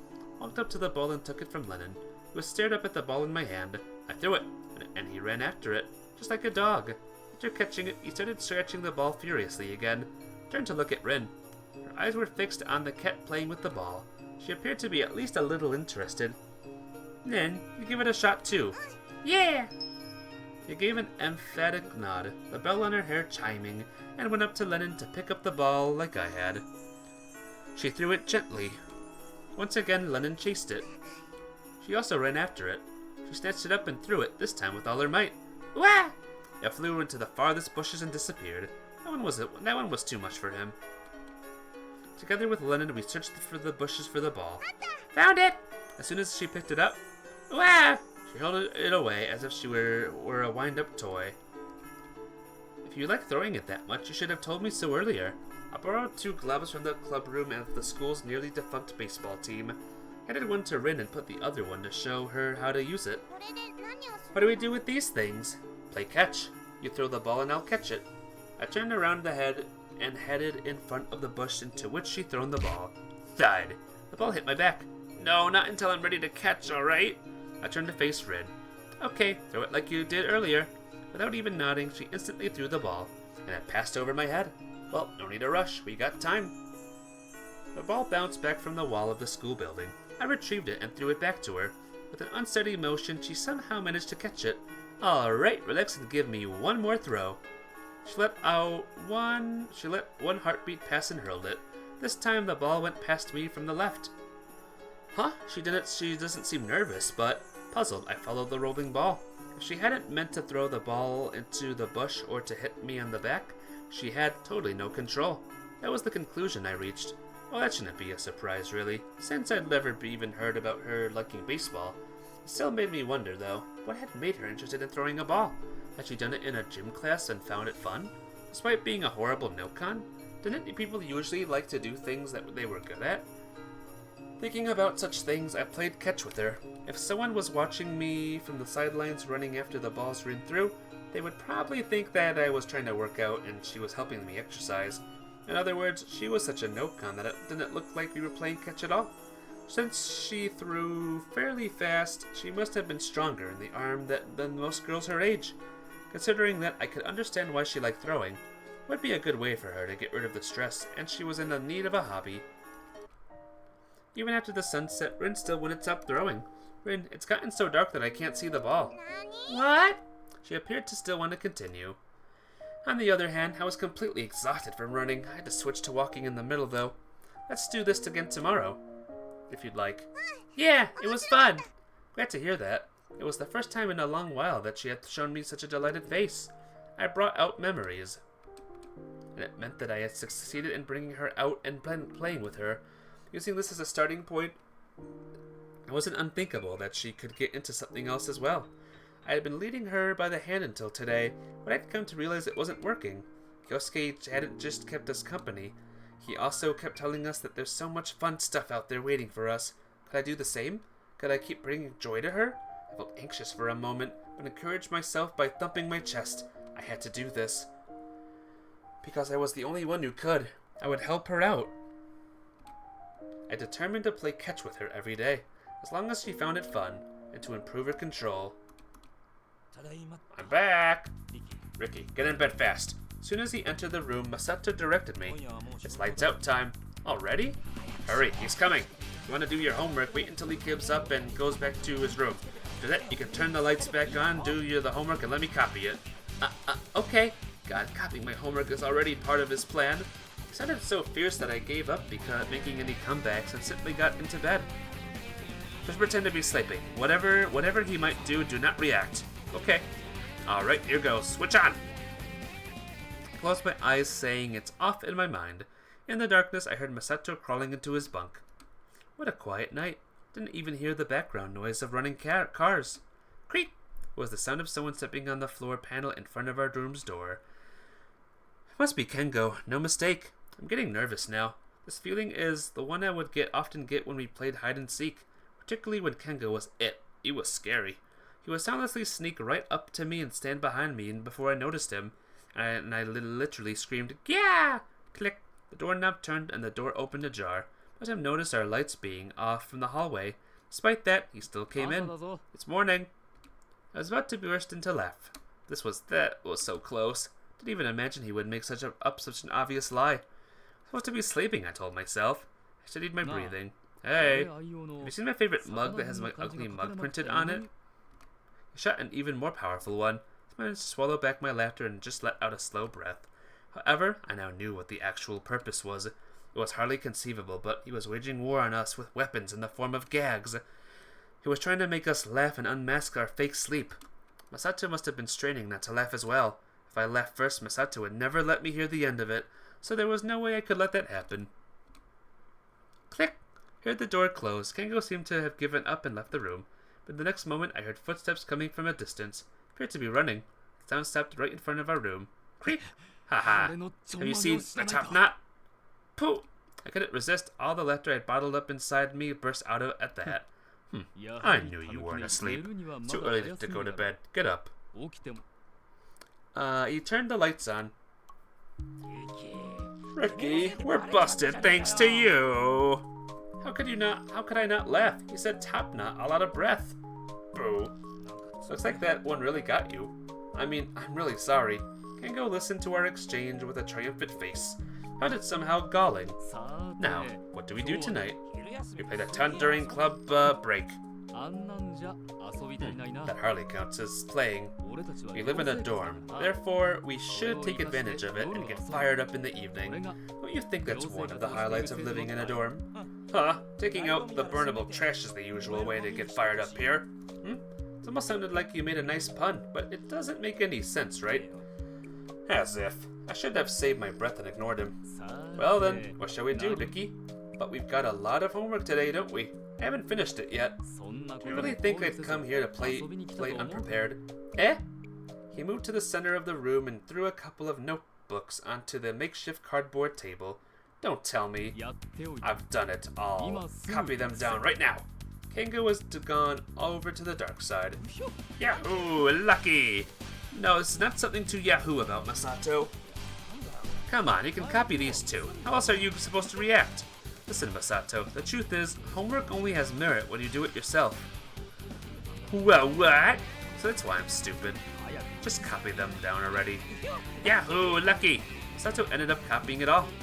In the same amount of time it took him, I got mine done all by myself. Worked so hard that I am really tired now. Here's what I brought today. Masato will like it too because it requires no brain work. He took a dart set out of his bag. Don't throw a dart when somebody's gone to pull them off the board, even as a joke. It's really dangerous. I know. Bunk. He suddenly got in my way as I threw. It's his fault. I was just crossing over to that side. Calm down, guys. Let's be careful. The board's not hanging straight. I'll fix it. Bunk. Whoa! That was his fault, right? No, that was also your fault. Masato went to bed first. I collected the darts and handed them over to Kengo. What should I bring tomorrow? I was already thinking about what to play tomorrow. You know what, Kengo? I didn't want to interrupt him, but I had something I had to tell him. What's up? We're interested in something new now for the first time. Oh, what is it? Playing catch. She throws the balls with full force. She puts her heart and soul into it. She said it was fun. I see.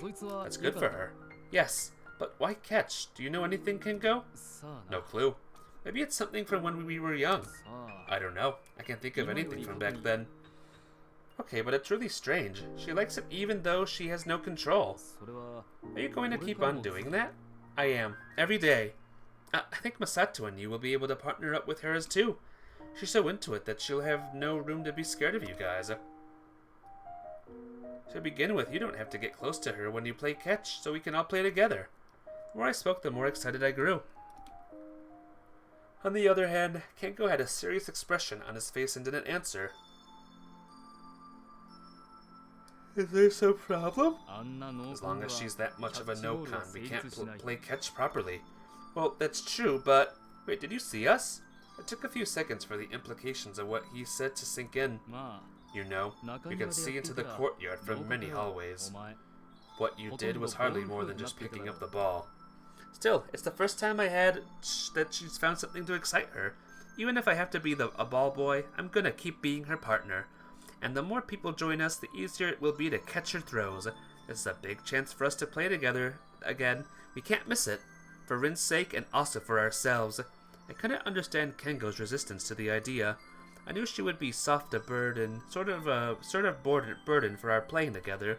With her, we wouldn't be able to do stuff like trials of courage or games of physical strength. But it wasn't too hard of him to avoid one of his childhood friends for that reason alone. We're friends, right? Yeah. Yes, we are. Okay, let's do it. Kengo still seemed hesitant, but he finally nodded in agreement. We have to invite Kyosuke too, and the 5 of us will be back together. Well, I wish you luck. Thanks. The 16! I could have simply phoned him, but I wanted to speak to Kyosuke face to face. Wanted to tell him in person. Rin is interested in playing catch. I couldn't tell whether he was listening to me from the way he idly turned a page of his comic book. We're planning to go play together after school. Me, Kengo, and Masato. So, why don't you join us, Kyosuke? You like sports, don't you? All of us have always played together until now. Do you really think I'd be interested in something like that now? Well, you are reading such a manga even as we speak. Manga is different.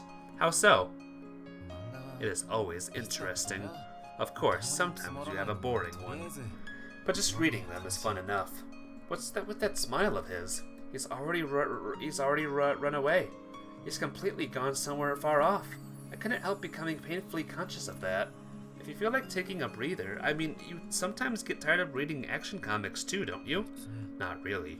I'm fine. then it doesn't have to be because you need a break. Just anytime you feel like it, I'd like for you to join the 4 of us after school. I'll be glad if you came. Come. Okay.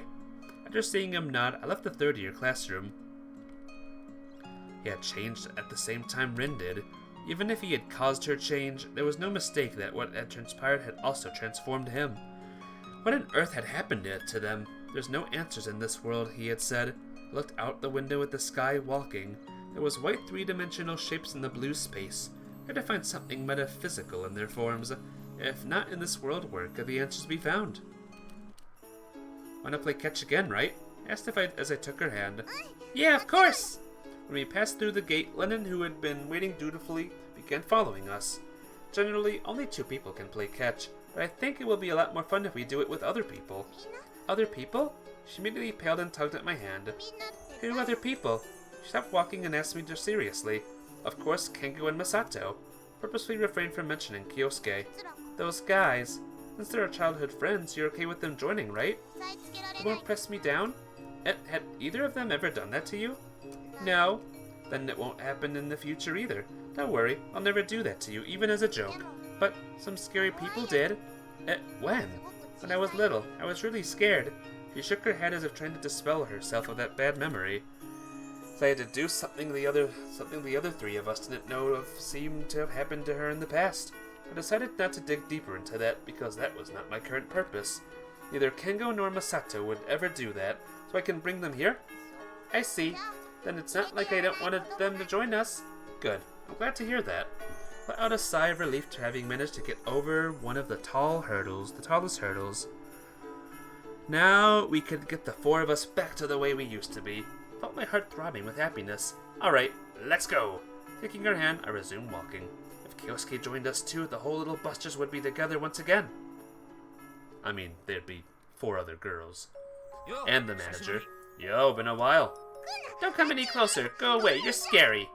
In this incident, Masato, she tried to fight him off. As I thought, she appeared to be afraid of tall men. But until a little while ago, she hadn't even been able to hurl such abuse at others. She had just hidden behind me, considering that she had really gotten much better. And that's Kengo over there. Kengo was monitoring our progress from the sidelines. Have you been doing well?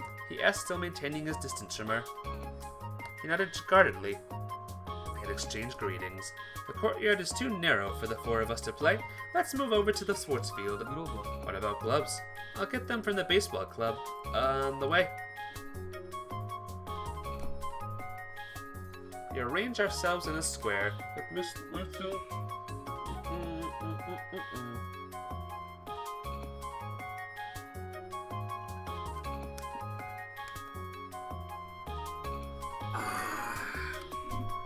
Okay, let's get started. Rin, throw the ball to me. She nodded and lifted her arm. Push! Thud. The ball went straight for Masato's groin. Hold on a second, what was that? Was that a setup? It was a setup, wasn't it? He doubled over in pain, groaning.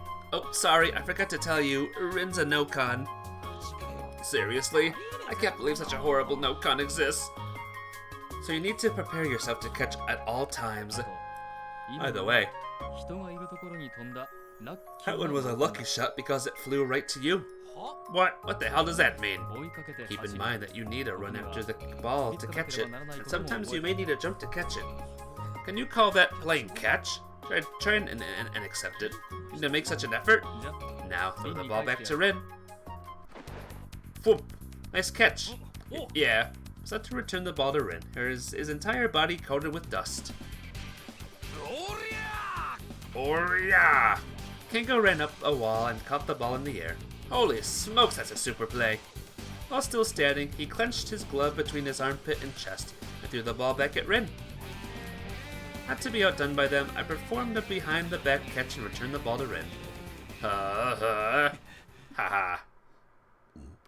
Even Kengo, who trained himself every day without fail, ran out of breath. It was fun! I'm sure you had fun. You just threw the ball randomly and watched us scurry after it and get dirt all over us. Easy, Masato. I was also covered in it with mud. Gotta take a bath before dinner. Rin, I'll get you dinner after my bath. Okay! And I realized that the radius of her circle around her had become smaller without her noticing. It meant that she had started opening up to the two guys. I was glad to learn that our friendship could still be recovered, but what remained was Kyosuke. So narrow in here. Where are we supposed to eat? The two guys was standing at a loss with their trays in their hands, and wasn't able to eat at the cafeteria with lots of other people. For that reason, we had chosen our room as the place to eat. You guys can use those desks. Why would we have to sit back to back when we can finally eat together? He's right, Rin. Everyone eats lunch face to face in your school so they can chat, right? Don't you think it'll be more fun if we do the same here? She pondered. I've got an idea. She kicked her cardboard table off to a corner. Whoa, mine, Ricky's table. And we've got enough space here. I'm suggesting we should use the floor instead of the table. That's a good one. But Kengo, you may want to use the table. You can't pick up your bowl or plate from the floor with one hand. Yeah, I'll do so. Let's eat. We began to eat dinner. So if memory serves, you can't eat pork ever since you took a pig as a pet, right? Put your ginger pork for you. Is Blue-chan doing well? Sato tried to reach Kengo's plate, but Kengo brushed his hand off. Tret, he didn't fall for it. Rin, memory serves, you can't eat shredded cabbage ever since you took your ball of cabbage as a pet, right? We'll eat your cabbage for you. Is your cabbage man doing well? I don't know anybody by such a creepy name. Crack. She stamped down on his chopsticks and broke them. Whoa! Win, you have to behave yourself. It's his fault for being stupid and trying to take my food. I've got to go get another pair of chopsticks from the cafeteria. Screw it, I'll use these ones anyway. It was hilarious to see his gigantic figure handling such short chopsticks. I got so happy that I almost started crying. I couldn't believe that I had been able to get back this everyday scene, which I'd once thought it so far away. Today had been a day to treasure. Today was the day we had built back our friendship. I had never even imagined that a simple game of catch would make the bad air surrounding us fade away. I pondered what to do next. It'd be nice to bring in more people than to form a baseball team. If that worked, we would be able to get more friends. We should definitely do that. It seemed like a great idea. Besides that, since the baseball club didn't do any activities at the moment, wouldn't it be difficult to use part of the sports grounds? I could easily picture us playing baseball there. It was a very real picture full of color and vigor. It really come up with something great. I was so excited that I had a hard time falling asleep. I was in the baseball club room again. The purpose for my visit this time was to find a bat, and the objective was effortlessly complicated. What are you going to do with that? A voice from behind me took me by surprise. It's the voice of someone condemning a miscreant. Well, it was the fact that I was borrowing a bat without permission. I timidly turned around. Expected there would be a teacher, but the owner of the voice was Kengo. Well, you know, now that there are 4 of us, I think it would be more fun if we formed 2 teams and play a match. Explain my reason. What are you going to do? Like I said, baseball. For what reason? Didn't know why he was being so persistent. I just couldn't read him at all. You think it would be more fun to play baseball together? What more is there? Because it'd be fun, huh? We can't do whatever else that looks fun. But Rin wants to do this. You know she hasn't been interested in anything before. That's right. I understand your purpose very well. So I'm out. Out? Rest is between you 3. Wait a second. That's what he meant sunk in at last. I lost my composure. The 4 of us are finally back together, and I thought, I just don't get you. Why? You wouldn't be able to understand. You've been so eager to play ever since you got injured. Why would you leave us now? Do you hate Rin? No way. Then tell me why. I told you. Even if I were to explain, you wouldn't be able to understand. Just tell me. Kengo, covering half of his face with his hand, and answered in English. You're doing exactly the same thing. Same thing? With who? Doing exactly the same thing as he did. Who are you talking about? He wouldn't answer. Kyosuke? I didn't know why, but that was the only one name that came to mind. Must have been correct. Kengo didn't say anything, but didn't deny my words either. After a moment of silence, he turned on his heels and left. All I could do was watch him go. But I was thinking hard. What on earth was it that Kyosuke had done? I'm holding a bat in my hand, attempting to play baseball. Was there a time when Kyosuke did this as well? How could I not know about it when I had been with him all this time? Of course, it was no wonder if it had happened before we met, but that matter might be different at the core of the current state of the Natsumi siblings. I couldn't help thinking that way. And if that was the case, I didn't think it could have occurred so long ago, and that I didn't know about it. Again, I looked up at the clouds drifting across the sky. They looked pretty much for the same as the ones I had watched from the hallway yesterday. What's this? We're gonna be batting? Masato asked when I showed up with the bat. Yes, I think that would be more fun. Agreed, that would be more fun than just playing catch. We wanted to make 2 teams. Well, I guess we can do that. Not anymore. Kengo left us. Seriously? He won't join us anymore? No, he won't. Even though he's been nuts ever since he got his injury? Yeah. Maybe he got hit in the head and went back to normal. Who knows? Well, I guess we can do it even if with the 3 of us. Don't be so down. Hey, Masato, what are you guys hiding from me? Huh? If you want to hide something from other people, wouldn't it be a problem if you told them? I couldn't tell whether Masato was making a joke or dodging the question. Whether he knew or not, my instincts told me that he did. It was likely just me and Rin who didn't know anything. Tell me, what's behind all of this? Masato didn't say anything, yet I pressed on as if interrogating him. Baseball. I'm pretty sure it has something to do with baseball. Kenko made an about face when he saw me with this bat. No. Tried to recall more. To begin with, you don't have to get close to her when playing catch so we can all play together. Is there some problem? From the first, he showed little interest in when I invited him to play catch. How would that be when he was so eager to play? That's weird. You think so as well, don't you? He wouldn't even answer that simple question of mine. Still, I went on.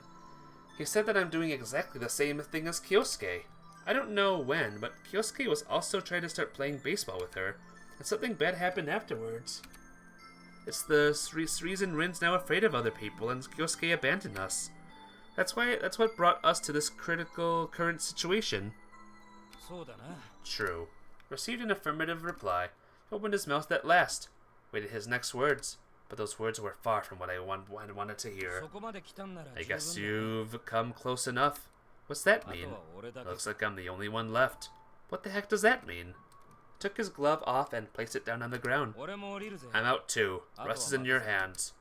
He turned his back on us and started walking toward the school building. He was leaving. Even him.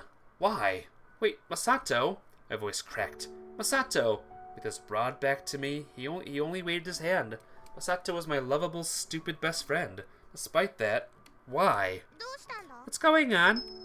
Rin caught me by surprise when she showed up in front of me with a cling of her bell. Aren't we playing catch? Yes, we are, of course. But Masato, did he already go back? No. He said he wouldn't play with us anymore. I couldn't show her how any of the weakness I felt inside. I fought back the tears. That's kind of too bad. Yeah, I felt lonely. We were back to just the 2 of us again. It was just me and Rin yet again. Even so, I had to begin. I had to start my game of catch with her. As usual, I brought our meals and we had them in my dorm room. Unlike the previous day, neither Kengo nor Masato was there with us. That made me realize that they had meant they were not only out of doing baseball, but playing with or eating together as well. In other words, they were out of our friendship. After Rin left, I took Masato to inform him of that like any other day. Reply arrived quickly. I'm not coming back today. Since I had kind of anticipated this, it didn't shock me as much as it might have. That night, I had to sleep alone in the room. When was the last time? I think there had always been somebody close by my side when I slept. Ever since we started living in this dorm, it had been Masato, but before that, it had been Kyosuke keeping me company. When the 2 of us were alone, he had told me many kinds of stories. Looking back at those days now, they felt like a faraway dream. I kept playing catch with Rin. Her control was visibly improving. She had become able to throw the ball in a range when I could manage to catch it if I ran. Hey Rin. Thanks to her improvement, we were able to enjoy chatting during our exercise. Catch. Are you having fun? Of course. Throw. Catch. mystifies me how you're now into baseball when you haven't shown any interest before. Me too. Throw. Catch. Maybe you're used to play catch with Kyosuke, but we were just so little you don't remember it. Throw. Catch.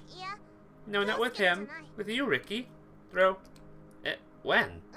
Not sure. That's why it's a mystery. Ricky, it's the secret of this world. Those words of hers made my shoulders quiver. As I thought, she and I must have been the only ones that knew nothing. Yet there was one thing I could tell for sure. Something had happened, and we had forgotten about it. No, that expression wasn't even close. That something had not yet happened. That's why we didn't know anything about it. At the same time, it had taken place for certain. It had happened somewhere. As Rin said, the shapeless question was worth calling the secret of this world. Rin, is there anything else you can recall? She pondered, covering her chin with her glove. A ball whooshed past me, but I had no intention to spare it. Yes, but I can't tell you. Please. It's a secret. Weren't we in the same shoes? Even Rin was keeping some secret. Judging from her reaction, what she was hiding seemed to be something private, unrelated to the other unfathomable mysteries.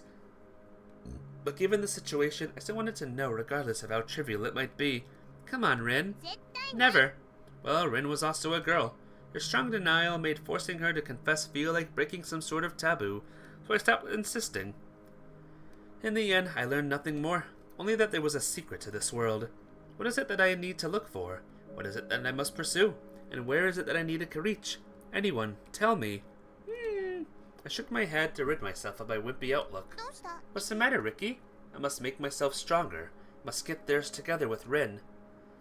I must lay bare the secret of this world. That's something I must do. Not anyone else. Me. But where was this courage itself stemming from? Even that was a mystery to me. I brought the ball. Oh, thanks. Must have run. She was a little out of breath as she handed me the ball. Are we done already? No, it's not really dark yet. Let's continue. I could keep mulling over this even while playing catch. Rin ran back to her position. Ready? Yep. Throw. Catch. Think hard. How do we reach that place where something happened? From this world where nothing has yet happened? I guess you've come close enough. What had he said that in reply to? Has something bad happened afterward? That had been my assumption. That's what brought us to this current situation. True. That was the only rational answer he gave me. In other words, he meant my assumption was correct, and decided he'd led me close enough to something. But what was that something supposed to be? Could it be that it was just pointless to pursue it any further than this? Catch. Then what was I supposed to do next? Just stop here? No, that couldn't be it. The rest is in your hands. Those had been his parting words, so there should be still something left I have to do. But what way would it lead me to it? Ricky, return the ball to me already! Oh, return. I get it. The only road I could walk was the one leading back. I picked up the ball. How far back did I need to go? From what exact point had this problem already originated? In the first place, what is that problem? It's like a problem concerning us, that's the only way I can describe it.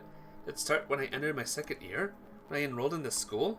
Or is it something much longer ago, back when we met each other? Throw! Catch. Or, was it way before even that meeting? If that's the case, where's everything supposed to have begun? Before Kyosuke came across the rest of us four? He would have started with Rin. He pulled her by the hand and took her outside. And that was the very moment we began. I started playing catch with her 2 days ago. Believed that we had been able to reconstruct the past. And I took it as a starting point. But I was wrong, because Masato and Kengo had still been my friends. But now they weren't any longer. Those two left. I really ended up alone with Rin. In that case, this must be the real beginning. Hey, Rin. Can you try and recall for me the days when you were a kid, before you had met Masato, Kengo, or me? I'm guessing that Kyosuke would always lead you by the hand wherever you went. After a while of consideration with a groan, she nodded in confirmation. I had been right, and it clarified both our present position and what our goal should be. We are currently at the beginning that precedes the forming of the Little Busters. We are supposed to reach the place where something happened to us. But how should we get there? Need to be more specific. Maybe I should try thinking that way. Right now, I'm supposed to be the past Kyosuke, and all I have to do is follow in his footsteps. In other words, I'm forming the little busters myself. That's it. I felt a little excited. I figured out an answer. Wiped my sweaty palm on my shirt. Thank God I can rely on is Rin's memories. Let's pull those memories out of her. Let me ask you something, Rin. Which one did you make friends with? First, Masato or Kengo? Another tough question. You can think while we play. Okay. Throw, catch. Probably Masato. Yep, it was Masato. She nodded twice. Do you remember how of it? I mean, how did he make friends with you siblings? He had a bounty on his head. What? He was a complete rotten fruit. That's the total opposite of the Little Buster's motto. Yep. Kyosuke said this. I am the one that set straight his bad ways and saved this entire town. What was the town like before that? A slum district terrorized by Masato. That's what Kyosuke said? Yep. There was even wanted posters on the telephone poles around the town stating a reward for his arrest. Okay, that's what you meant by bounty. Sounds just like a cowboy movie. I could not even imagine people being terrorized by Masato, who always acted like an idiot. Returned the ball to Rin. Throw, catch, and Kyosuke took him down. Yep, I helped out too. That was really fun. Haha, good for you. How on earth had Kyosuke done that? One thing I was sure of, he must have been used some witty strategies. And thus a bond of friendship was forged between us and the rowdy boy. Suddenly turned into a game. Anything else you could recall? Nothing. Alright, thanks. Do you still lack anything? No, I've got enough to go by. Throw, catch, stretch. Throw, catch, and stretch. Okay, everyone?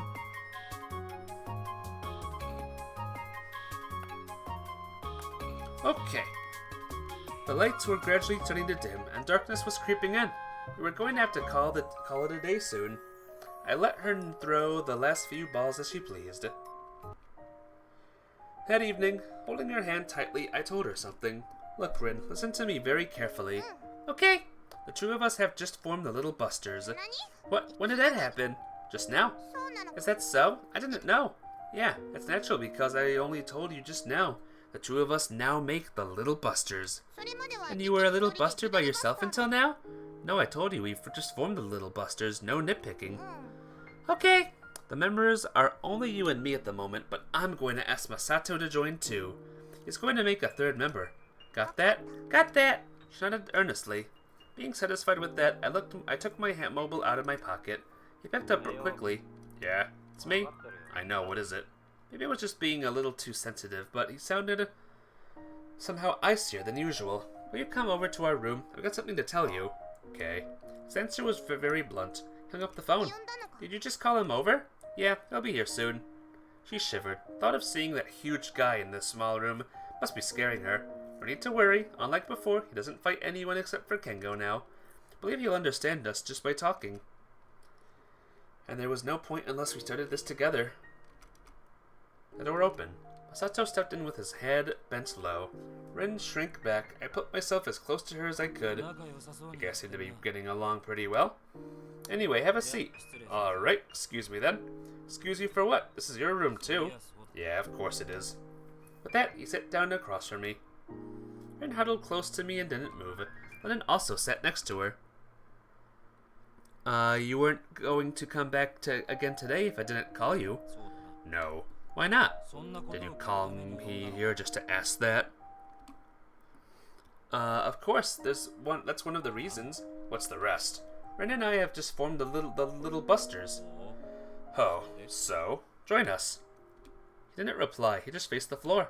You become one of us, we'll be able to live in this room again like before. Rin, you say something to him as well. Let's play together again. Masato must have made his decision. He lifted his face. Sorry, but the answer is no. Eh? I see. That's a pity. Don't give up that easily, Rin. But he looks scary as hell. Are you done yet? If so, I'm out of here. No, wait a second. Hurriedly told him to stay as he tried to stand up. I'd been thrown completely off balance. Turned my eyes between Rin and Masato, scratching my head furiously. Why weren't things going as planned? Even though my idea was supposed to be correct? It was so vexing that I almost actually asked the question out loud. What's wrong with you? Better calm down. If you've got something to say, just say it. I can't put it as straight as your look scary as hell, Rin. Will you please get this done already? Boily scratched the back of his ear. And tell me why. Why decline? Yes. Well, he held his chin with his thumb and index finger and made a short pause. Because I'm the strongest. No, you're weaker than Kengo. Shut the hell up, I'm the bloody strongest. His angry bellow made Rin shrink back. He didn't sound like his usual stupid self, which relieved me, but what he was saying was obviously bizarre. He himself was supposed to have set Kengo as the strongest rival to defeat. Despite that, why would he suddenly call himself the strongest? Could it be that he'd already knocked Kengo down without my knowing?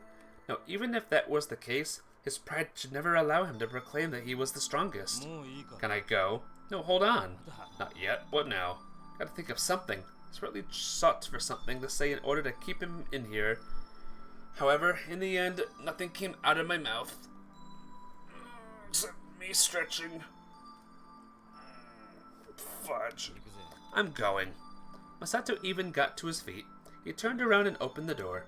All I could do was just watch him go. Guess it's soon time for me to start proving that I'm the strongest. He spoke when I could only see his back anymore. You don't want to get hurt, stay away from me. What's that supposed to mean?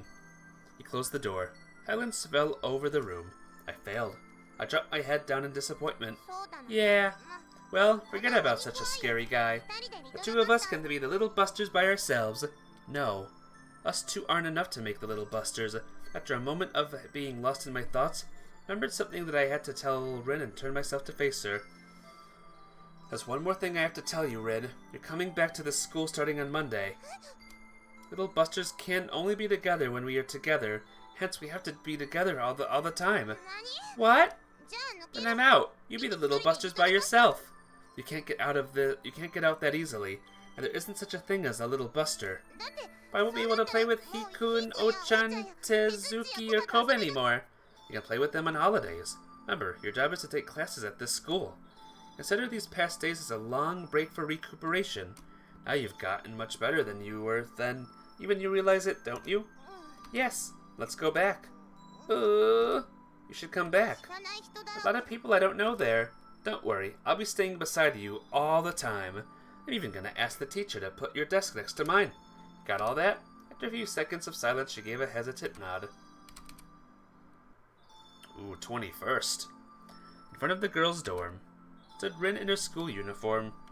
I'm gonna save, actually. Yay! Rin in her school uniform. Next to her was the dorm mother. Alright, I'm leaving her to you. Though it was a shock line she gave me every morning today, her words seemed to carry extra weight. Hang on. Okay. It was the weight of responsibility.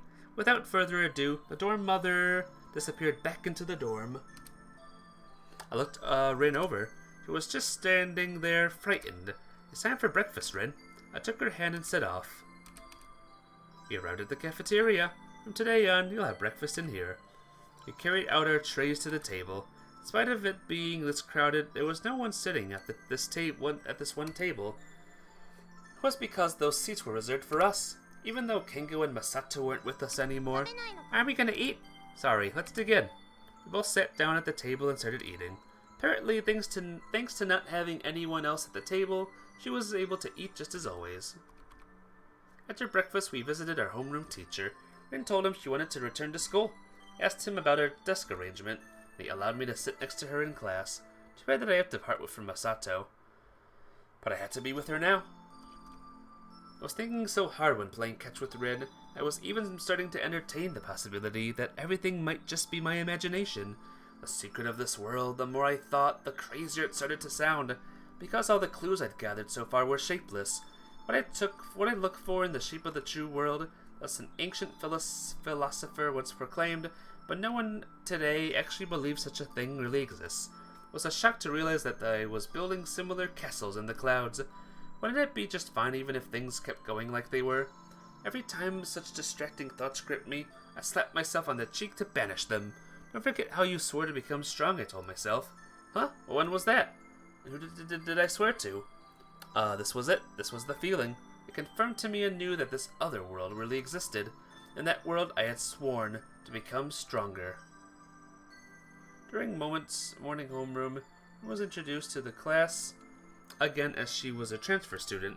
After that, the teacher told the class about our seating order. Her desk was to be in the first row.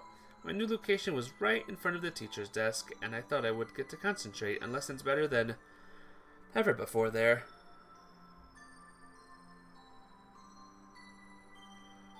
After homeroom, I went to Masato to apologize for not letting him know of the rearrangement beforehand. Ren was with me, of course. Noticed at the first sight that something was wrong with him. Masato, whom I haven't seen for the past few days, lay slumped on his desk, looking completely exhausted. What's going on with him? Are you feeling ill or something? As I asked, he answered without lifting his head even a bit. Not you again.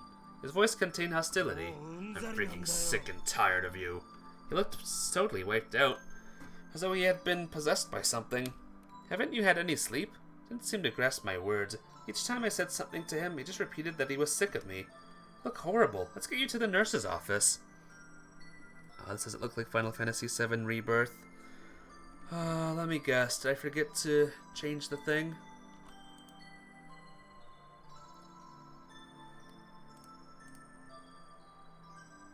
Yep. Of course. Thanks for letting me know sooner, everyone. But yes, I should be checking too. Oh, I hate having brain damage.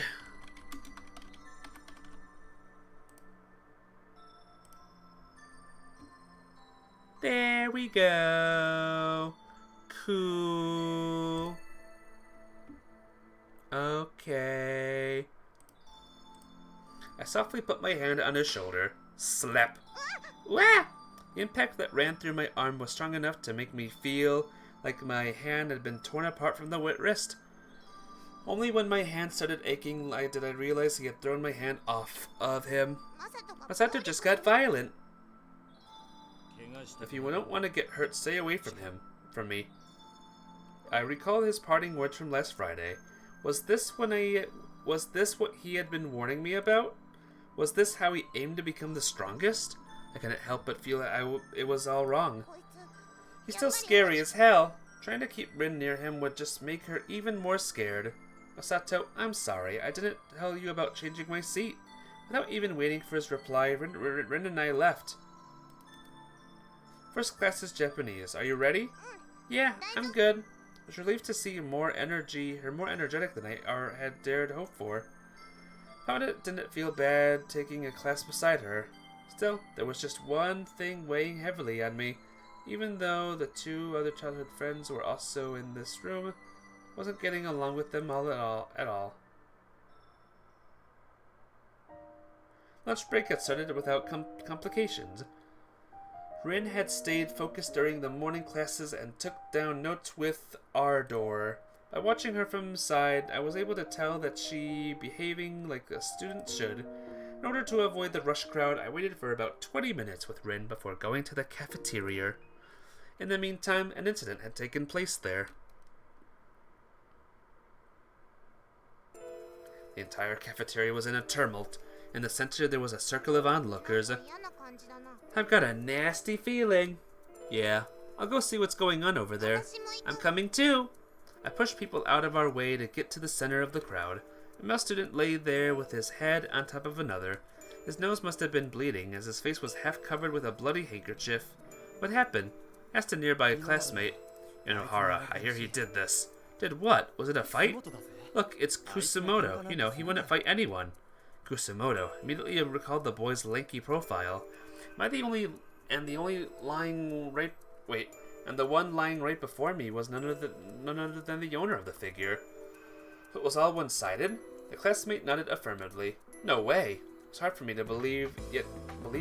Considering the change I'd witnessed in Masato's this morning, I couldn't confidently dismiss the claim as ludicrous.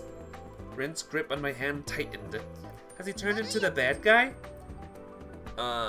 He's a good guy. I'm certain that he has a good explanation for this. Let's find him and ask about it once we had lunch. What? You can't just hide behind me. Ricky, can you defeat him? I'm not going to fight him. No, I think you're going to end up having to fight him. I never experienced such an erratic problem prediction to come out of her mouth.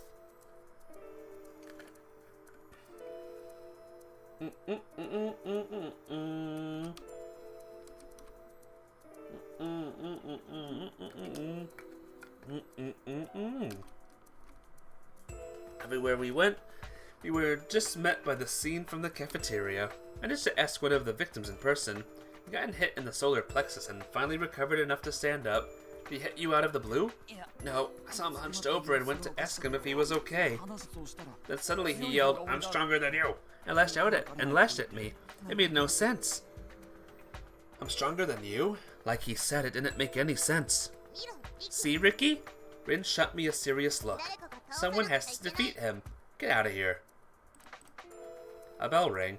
In the end, we weren't able to find Masato during lunch. He wasn't in the classroom either, as we found out upon our return. He's probably going to cut the rest of classes today. Even when the teacher arrived, he hasn't shown up. Could he be mad about me changing desks? No, I immediately told myself that wasn't it. Even if he were, he wouldn't take his anger out on other people. Something else was amiss. Before the class commenced, our homeroom teacher came in. So Inohara isn't here either. I had jolted up in surprise upon the mention of Masato's name, but informed that he's rampaging around in the school right now. I have no idea what's going on with him, but I'm going to find him and listen to what he has to say. Even if you find him, please just keep your distance and come tell me. That's all. Sorry for the interruption. With a bow, he left the classroom. Must be in the middle of warning each class about Masato. This has become a big deal. Yeah.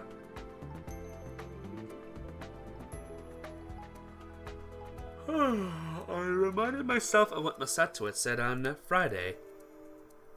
Guess it's time for me to assert I've proven that I'm the strongest. It was starting to sound more and more like a prophecy. It seemed to be a fact that Masato was indiscriminately attacking people. But what about the way he looked this morning? Who would wear that kind of face when attempting to prove their strength? Rather, he just looked worn out to a point where he had snapped.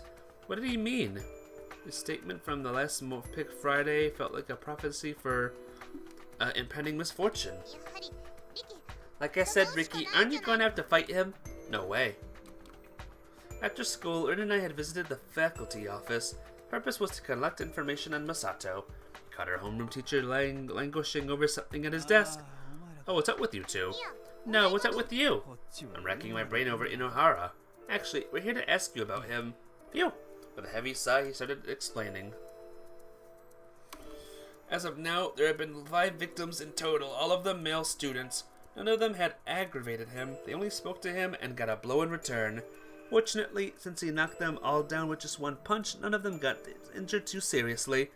If I had kept pounding on them, they would have ended up in the hospital for sure, or if he had. The 5th victim was found in front of the nurse's office. And that's where Masato's trail disappeared.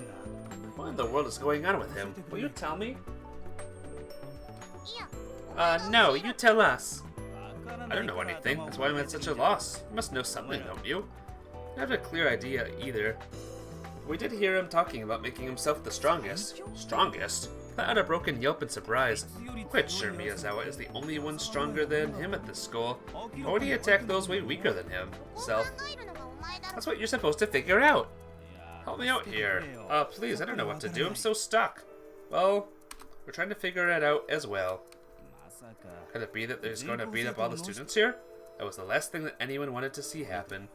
Anyway, we have to catch him now. I'm going to go look for him with some other teachers now. I don't want you to take the wrong way, but do you really think your teachers alone will be able to take care of him? We're going to make teams of 2. He'll knock you down before you know what's happening. I think you should have at least 3 per team. We only have 4 young male teachers here, but out in English. Never interrupting, but could I have a word with you? A female teacher broke between us to pass him a handout. Rin and I took a peep at the paper and learned that it was a search instruction for Masato. Oh dear. You got no choice but to fight him. I know. It was all a reproduction, or of a past event shared only by Kyosuke, Rin, and Masato. We had recreated it. Masato had foretold that this would happen. Then was it him? No, he couldn't wish to hurt those weaker than himself. And who was it that had wished for this? The answer was obvious. Yes, it was one attempting to retrace Kyosuke's footsteps based on Rin's memories. It was none other than myself. All because of me, Masato just turned into a villain. What's wrong? Nothing. If this was actually a repetition of their past, the only option left for me was to stop them with my own devices. I had to do it. There was no time to waste. I couldn't let there be any more victims. How could I win against him with this fragile body of mine? Think. Just think. What do I do? Use the force, use my brain, go with numbers. Escape with Rin is the next option.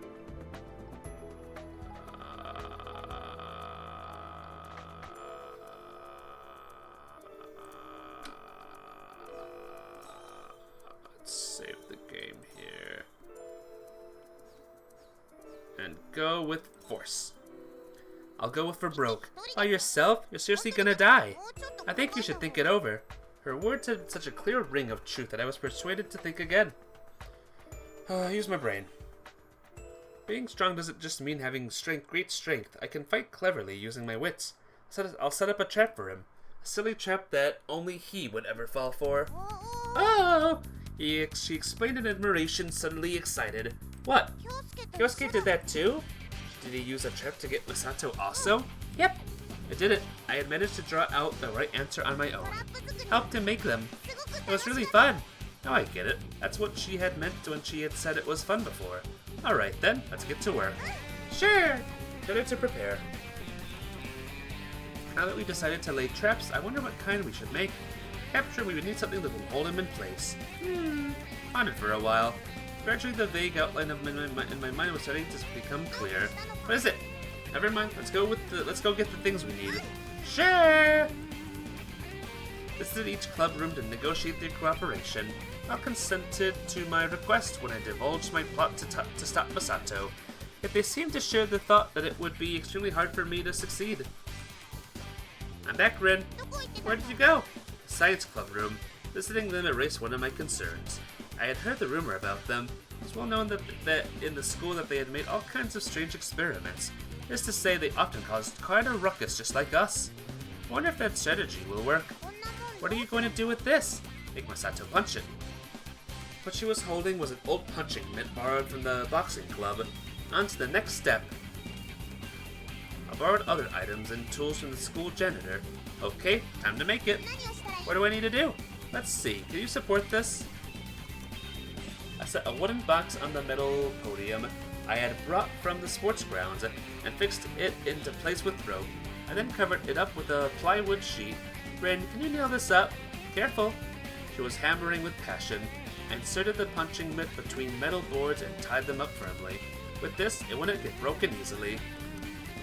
And then I set his rails down on the asphalt ground. You pull these strings as strongly as you can. Okay.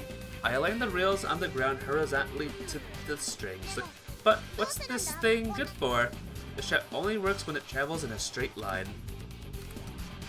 I lubricated the wheels of the old push cart and tried to move it. Wah! However, it fell down instead of moving forward. You alright? I'm fine. Guess I need to make some changes. I roped a few blocks around it as weight. I then tested it a couple of times with 100% success. The only thing I could do now was place my hopes on Masato's brute strength. Phew, it's all finished. Rin, thanks for your help. It was fun! Glad to hear that. The thing looked every bit as homemade as it was. But I was certain it would work well enough for Masato. In front of the podium stood a wooden pole, and on it there was a worn boxing mitt. It imitated one of those punching machines you could find in an arcade. He placed it behind the bronze statue of the superintendent. Next we would post signboards saying, "The strongest one go this way. Built the school to lead Masato there." Once he recognized the mitt, he should not be able to resist the urge to punch it. When he got it atop the cart and gave the mitt a blow, the cart would move backward. If he punched it with all his might, it would slide back really fast. What awaited to catch him was the statue of a superintendent. On its back hung a balloon with a certain type of liquid inside it. The liquid was super glue mixed by the science club. Once Masato crashed into the balloon, it would burst and he'd be glued to the statue in the blink of an eye. He would literally end up crucified upon the statue. That's how the chat functioned. He would still be able to move his arms and legs, but that was good enough. If I rendered him completely immobile, I wouldn't feel a sense of victory. I decided to give up on getting him on the team if I lost to him with this trap. Explained our strategy to our homeroom teacher. It do make sense. I agree that one has to go at least that far to catch Inohara. But won't your trap damage the statue? Not at all, as long as you use this neutralizer. I showed him a plastic bottle filled with pellucid liquid, also courtesy of the science club. I see. Okay, I'll leave this whole thing in the hands of you two, but you have to at least let me announce to the entire school that no one but Inohara is allowed near the statue, alright? What a retarded announcement. Wish you the best of luck. Thank you. Geez, that must turn into such a big deal. Yeah, but somehow I am having a lot of fun. That confession of hers motivated me greatly. It was a feeling that made me marvel. This could be the very power that had pushed Kyosuke on back then, single-mindedly thinking only of fun stuff and translating it into action. Somehow that was starting to feel like the way a human being should live. After all, that had been our raison d'etre ever since our childhood days. Yeah. After the visit to the faculty office, Rin and I had posted signs all over the school. Pin pon, pan pon, the loudspeakers cracked into life.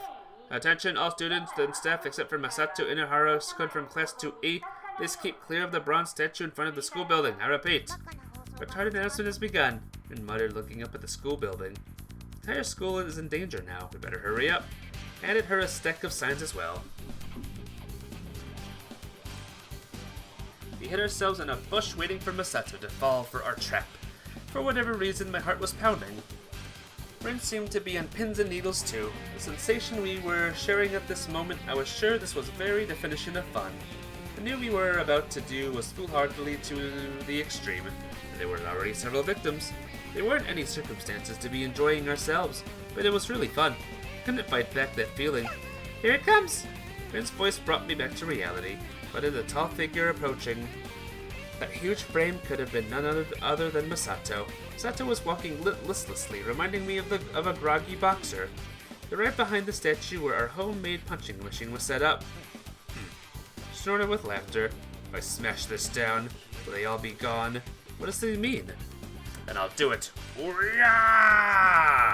Alright, Dugan. Sha! Whoa! Whoosh! An earthquake-like implosion reached even our hiding place. You got him! Did it, Ricky? Yeah. We stood up with our flashlights and ran up to the statue. Hands! We held her hands and got closer. We directed the light behind the statue and found Masato drooping there with an anguished look in his face. They're perfectly stuck to each other. Must have twisted around before hitting the statue. Yes, it was his right side that was stuck to it instead of his back. His dominant arm was rendered useless. Too bright. Turn off the light. The moonlight was bright enough for us to see each other, so I did as he told me. Not you again. Damn it! He sped off as soon as he recognized my face. What the hell is this thing? It won't come off! But you need this neutralizer to get it off. What do you want? I've been acting crazy, so we came by to stop you. I've been acting crazy? Ha ha! Is this how you guys see me? Is this how I look? It's this bloody world that's gone insane! Or it's this bloody world. Wah! I tripped over as Rin tried to flee while still holding my hand. He never fails to freak the hell out of me. Let's wait and see. It's gotten quiet. Before I knew it, he had stopped bellowing. Must be tired. Let's go speak to him again. I got to my feet. Hands. Right. Holding Rin's hand, I approached him. It was strangely quiet. Could he be asleep? I guess he's not there. That can't be. There was nothing there. Hang on a second. Switched up the light up and shone it on the statue. Rather, on the place where the statue should have stood. I turned the light down on the ground and discovered that it had been dug up. Look, there's a hole down there. No way. That guy can do it. To put it another way, he had escaped with the statue. Oh my god. This has turned into such a huge mess. Here's somebody scream far into the distance. Over there! He took off running. We found a teacher lying on his back. Are you alright? What happened? Wah, wah. He answered with his mouth flapping open. The statue, it was walking. I knew it. Are you hurt? No, I'm good. Where'd the statue go? That way. I flashed my light down on the ground. Heavy trail of something being dragged cut through the grass. Follow me. Okay. Rin and I cautiously traced the markings. The courtyard was bathed in moonlight, but we could not see into the dark of the school building. School building shadow. Made our way forward slowly and carefully. According to the drag marks, we should be going in the right direction. Thought I just saw something move. Whack. Wah! Heavy bouncing sound came from somewhere nearby. A basketball rolled on the ground. Rah! It was Masato shouting like a wild animal. Something hit me with heavily on the back. I rolled over, protecting Rin. I cannot breathe for a moment, though the damage wasn't severe. You alright? Yeah. Rin and I stood up together. You should have let yourself get knocked down with that shot. Masato showed himself, pulling along the body of the statue. Jesus Christ. How could I possibly win a head-to-head fight against him? Even with his right hand sealed me, he was still in another dimension of strength for me. Rin were falling back. What? I fled from Masato, pulling Rin by the hand. We hid in the shadow of the building, recovering our breath. There weren't any dragging sounds. We should have gotten far enough from him. Thwack, thwack, wah! Masato was still sniping us with basketballs. How does he know where we are? I noticed how careless I was being. I'd forgotten to turn the lights off. That was how he knew our location. We'll lose the light. Watch your step in the dark. I switched the flashlight off. I used to be afraid of the dark as well, she said. But now I'm not ready. Now I'm not really. Because you're always with me, Ricky. Of course I am. This time I must make it through, I thought. I'm actually having fun now. We can't take our time here. Where the hell are you? God damn it! Losing sight of us, he shouted curses into the dark. What are we gonna do? We're circling around behind him. We would go after him from a safe distance. Heavy dragging sound reached our ears and then stopped again. I carefully peeked out of the shadow to make sure. There he is. He was sitting on the ground, leaning on the statue. However tough he was, moving with the statue should have exhausted him completely. This might be the best chance I'd get at persuasion. Masato spoke up to him. So you showed up. He got to his feet. Keep sitting. You must be really tired. Not at all. Feel like you've already had no more chance to win against us. I don't really feel like continuing this anymore. The words sounded hollow, even to my own ears. Don't make me laugh. That's just your freaking escape line. If you want to flee, then do it. However, don't you ever show me that face again. No, running was never an option for me. So in the end, I couldn't only fight him, but the gap between our physiques was way too huge. Even though one of his arms was rendered useless, it wasn't enough of a handicap to make us evenly matched.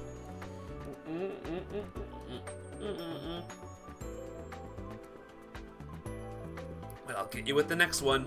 Sure, bring it on. And then I withdrew back into the darkness.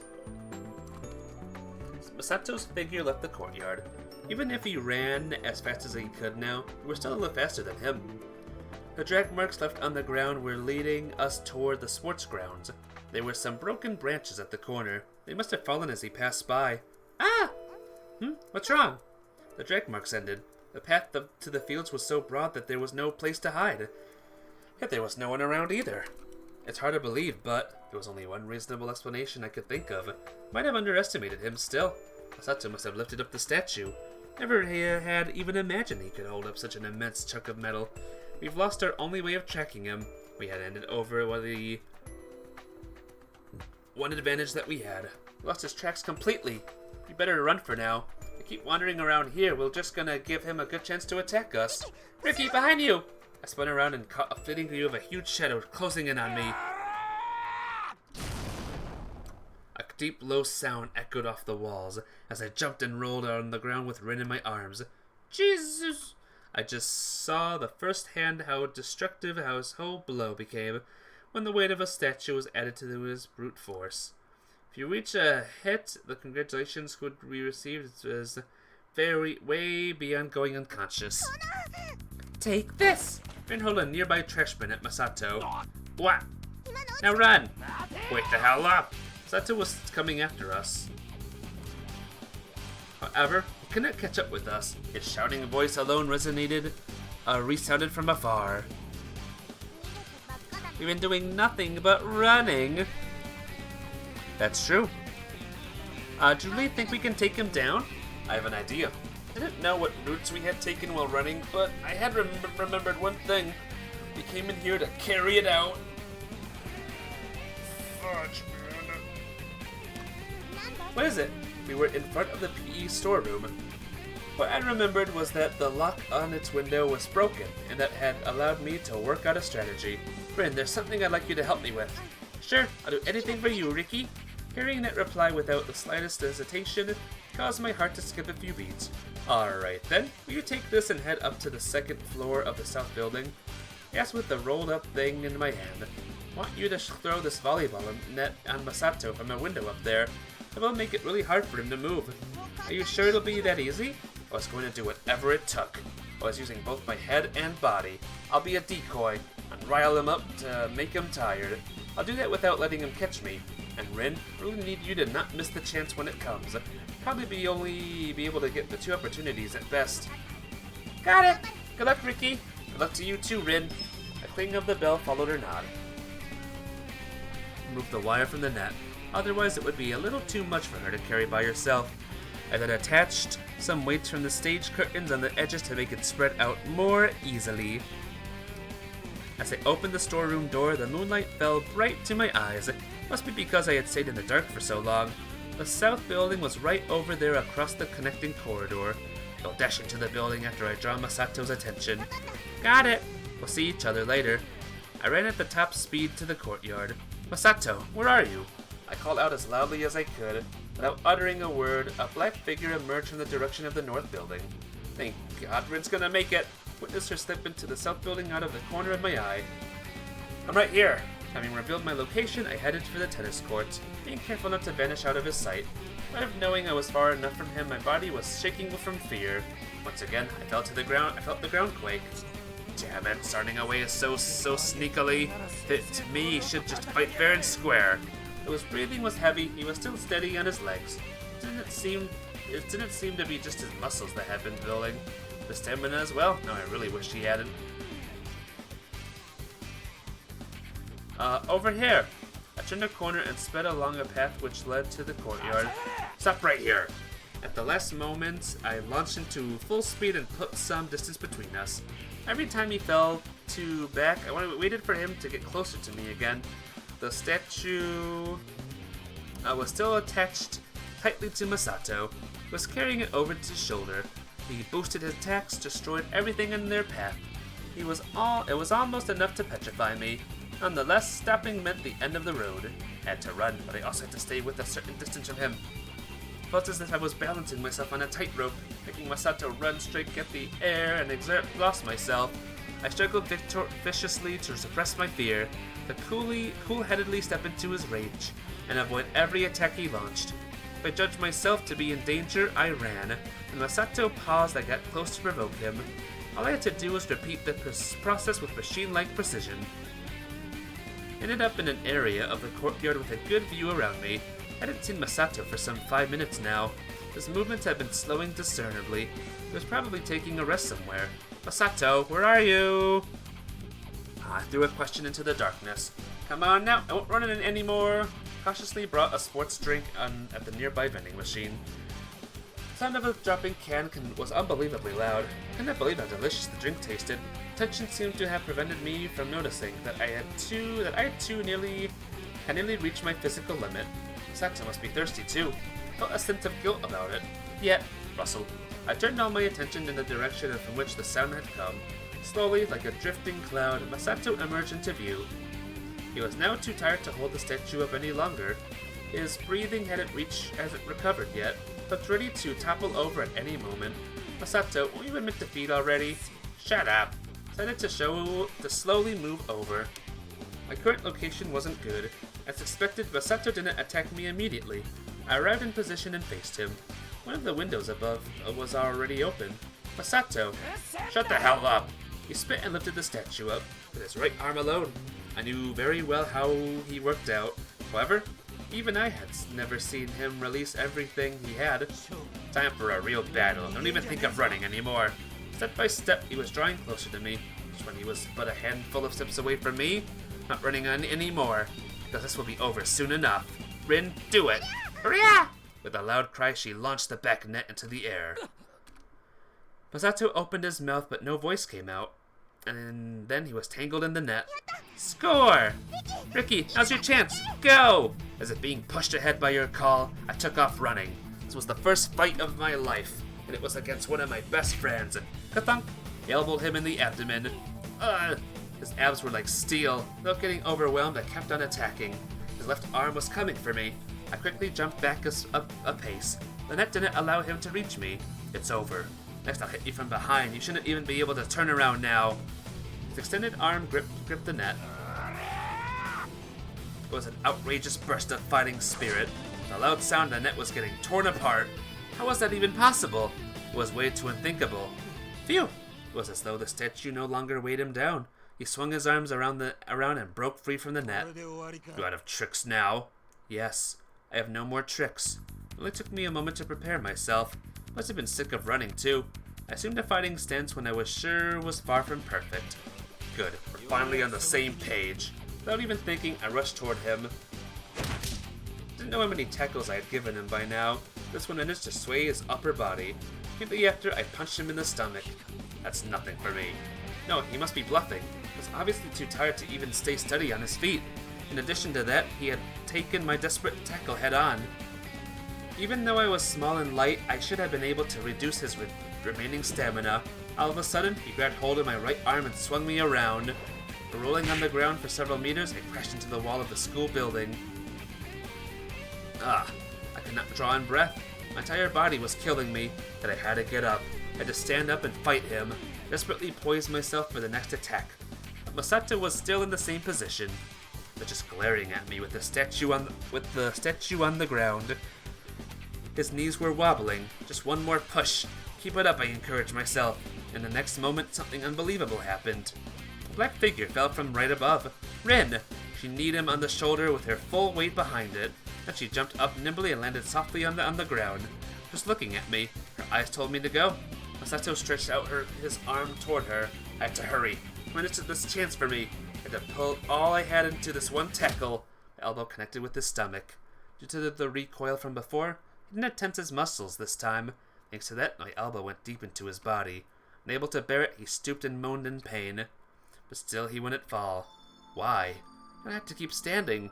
Even his left hand is still stretched toward Rin, still hung there powerlessly. Must have been too worn down to even keep it uplifted. Did he faint while standing? No. I shook my head in denial. He still remained conscious. He was just staring somewhat far away. Masato, why do you keep standing? If I go down here, a weak rasping voice leaked out of his mouth. Won't be myself anymore. That's not true, Masato. If I'm not strong, it's not me. Being strong is my only way of proving that I am myself. Why, Masato? You don't have to be strong. Yes, I do. What do you fear? The me that'll stop being myself.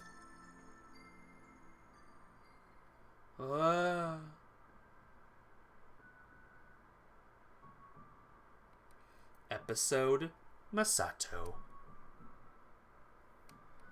What the heck? Masato. My mobile plays the familiar ringtone. The name on display reads Riki Naoi. That was fast. I pushed the talk button and wedged the phone between my ear and shoulder. Yeah? It's me. I know it. What is it? Will you come over to our room? I've got something to tell you. Okay. The conversation is over quickly and I hang up the phone. As I arrive in the room, I find Rin and Riki next to each other. There's even a cat by her side. They look just like a small family living a modest life. You guys seem to be getting along pretty well. There he is! It's Riki! Anyway, have a seat. Alright, excuse me then. Excuse you for what? This is your room too. Yeah, of course it is. I sit down facing them with the cardboard box table between us. You weren't going to come back today again if I didn't call you? No. Why not? Did you call me here just to ask that? Of course, that's one of the reasons. What's the rest? Rin and I have just formed the Little Busters. Oh, so? Join us. That is way too easy. I cast my face down. If you don't overcome some troubles for yourself, there's no point in me having left you, Ricky. If you become one of us, we'll be able to live in this room again like before. What kind of trouble that will be, I can't tell, because I'm going to be the source of it. Rin, you say something to him as well. Let's play together again. Wow, she was recovered enough to say something like that. I can't believe you've cured her this well. I'm seriously impressed. I'm certain that it would have been impossible for us. You are doing a great job, Ricky. I mean it too. I really mean it. I raise my head. Sorry, but the answer is no. Eh? I see. That's a pity. Don't give up that easily, Rin. But he looks scary as hell. Are you done yet? If so, I'm out of here. No, wait a second. He begs as I am about to stand up. Scratching his head, his eyes flicker between me and Rin. What's wrong with you? You better calm down. If you got something to say, just say it. I can't put it as straight as he looks scary as hell, Rin. Will you please get this done already? Think it over, Ricky. You're going to have to put in much more effort than that to complete the Little Busters. Then tell me why. Why decline? Yes. Well, I trace my old memories. Back then, this should have been what I believed. Because I'm the strongest. No, you're weaker than Kengo. Shut the hell up, I'm the bloody strongest. She shrinks back, shocked. Oops, I didn't mean to frighten her. Can I go? No, hold on. Not yet. Now what? Realize it, Ricky. There's nothing you can do about this. I'm going. I can't take being in this sort of atmosphere any longer, so I stand up. Ricky cannot even call me to a halt. That's how it should be. The hardships are still ahead. How tough will it be, I wonder? That day, he swore to become stronger, but he isn't as strong as Kyosuke yet. If possible, I don't want to put him in danger. So take this advice from me to heart, Ricky. Guess it's soon time for me to start proving that I'm the strongest. If you don't want to get hurt, stay away from me. What's that supposed to mean? Close the door behind me. Although I said that myself, I have no specific idea of what's going to happen. But if this really is the beginning, it won't be anything minor. Back then, I was just blindly seeking to be strong. I lie down on the bench, and I close my eyes. Because of my way of thinking was slightly different from theirs, people around me often found it weird. They described that gap as idiocy, as I learned. No matter how hard I tried, I could not make up for that idiocy. And they found that idiocy entertaining, as I learned. Because of being born an idiot, those around me had been laughing ever since I was little. No, they had been sneering at me. I didn't know how to put it into words back then, but I did realize it, because I alone didn't have any fun when everyone else in the class was laughing merrily. It was the worst feeling. I had no friends, I was all alone. Did you know? He still drinks milk when he's thirsty. Sneering. Let him take his shoes off and make him put them on again. Sneering. He spins around while putting them on. Sneering. Isn't that on purpose? Sneering. Snap. That's why it makes it so funny. Sneering. At one point, I threw a fit and punched the leader kid. Though I wasn't strong at all, my blow seemed to hit a critical spot and he collapsed unconscious. Next thing I noticed was the silence surrounding me. No one was laughing anymore. I succeeded in shutting their mouths. And what had achieved it was power. It was then that I realized nobody would laugh at me as long as I was strong. From that day on, I began to hone my body with desperation. Soon I was stronger than anyone else in the class. Nobody made fun of me, but I was still all alone. Even when I went up a grade and met new kids, I had trouble getting along with them. This is not the place where I belong. Most likely, it must be where there are others stronger than me. From there, I decided to start searching for the right place for me. I wake up inside the backyard storeroom. Why am I in here? It's because I was sleeping here. At first I went to sleep on the bench, but it got cold out there and I came in here. Any place was fine as long as it gave me cover from the wind. I go outside. Sunlight hurts my eyes. Notice somebody near me. Look carefully at them. In front of me there is another me. It's a sight creepy enough to make me almost throw up. The scene of another self looking at me, is that bizarre? Is this world starting to go crazy? You got a terrible bedhead.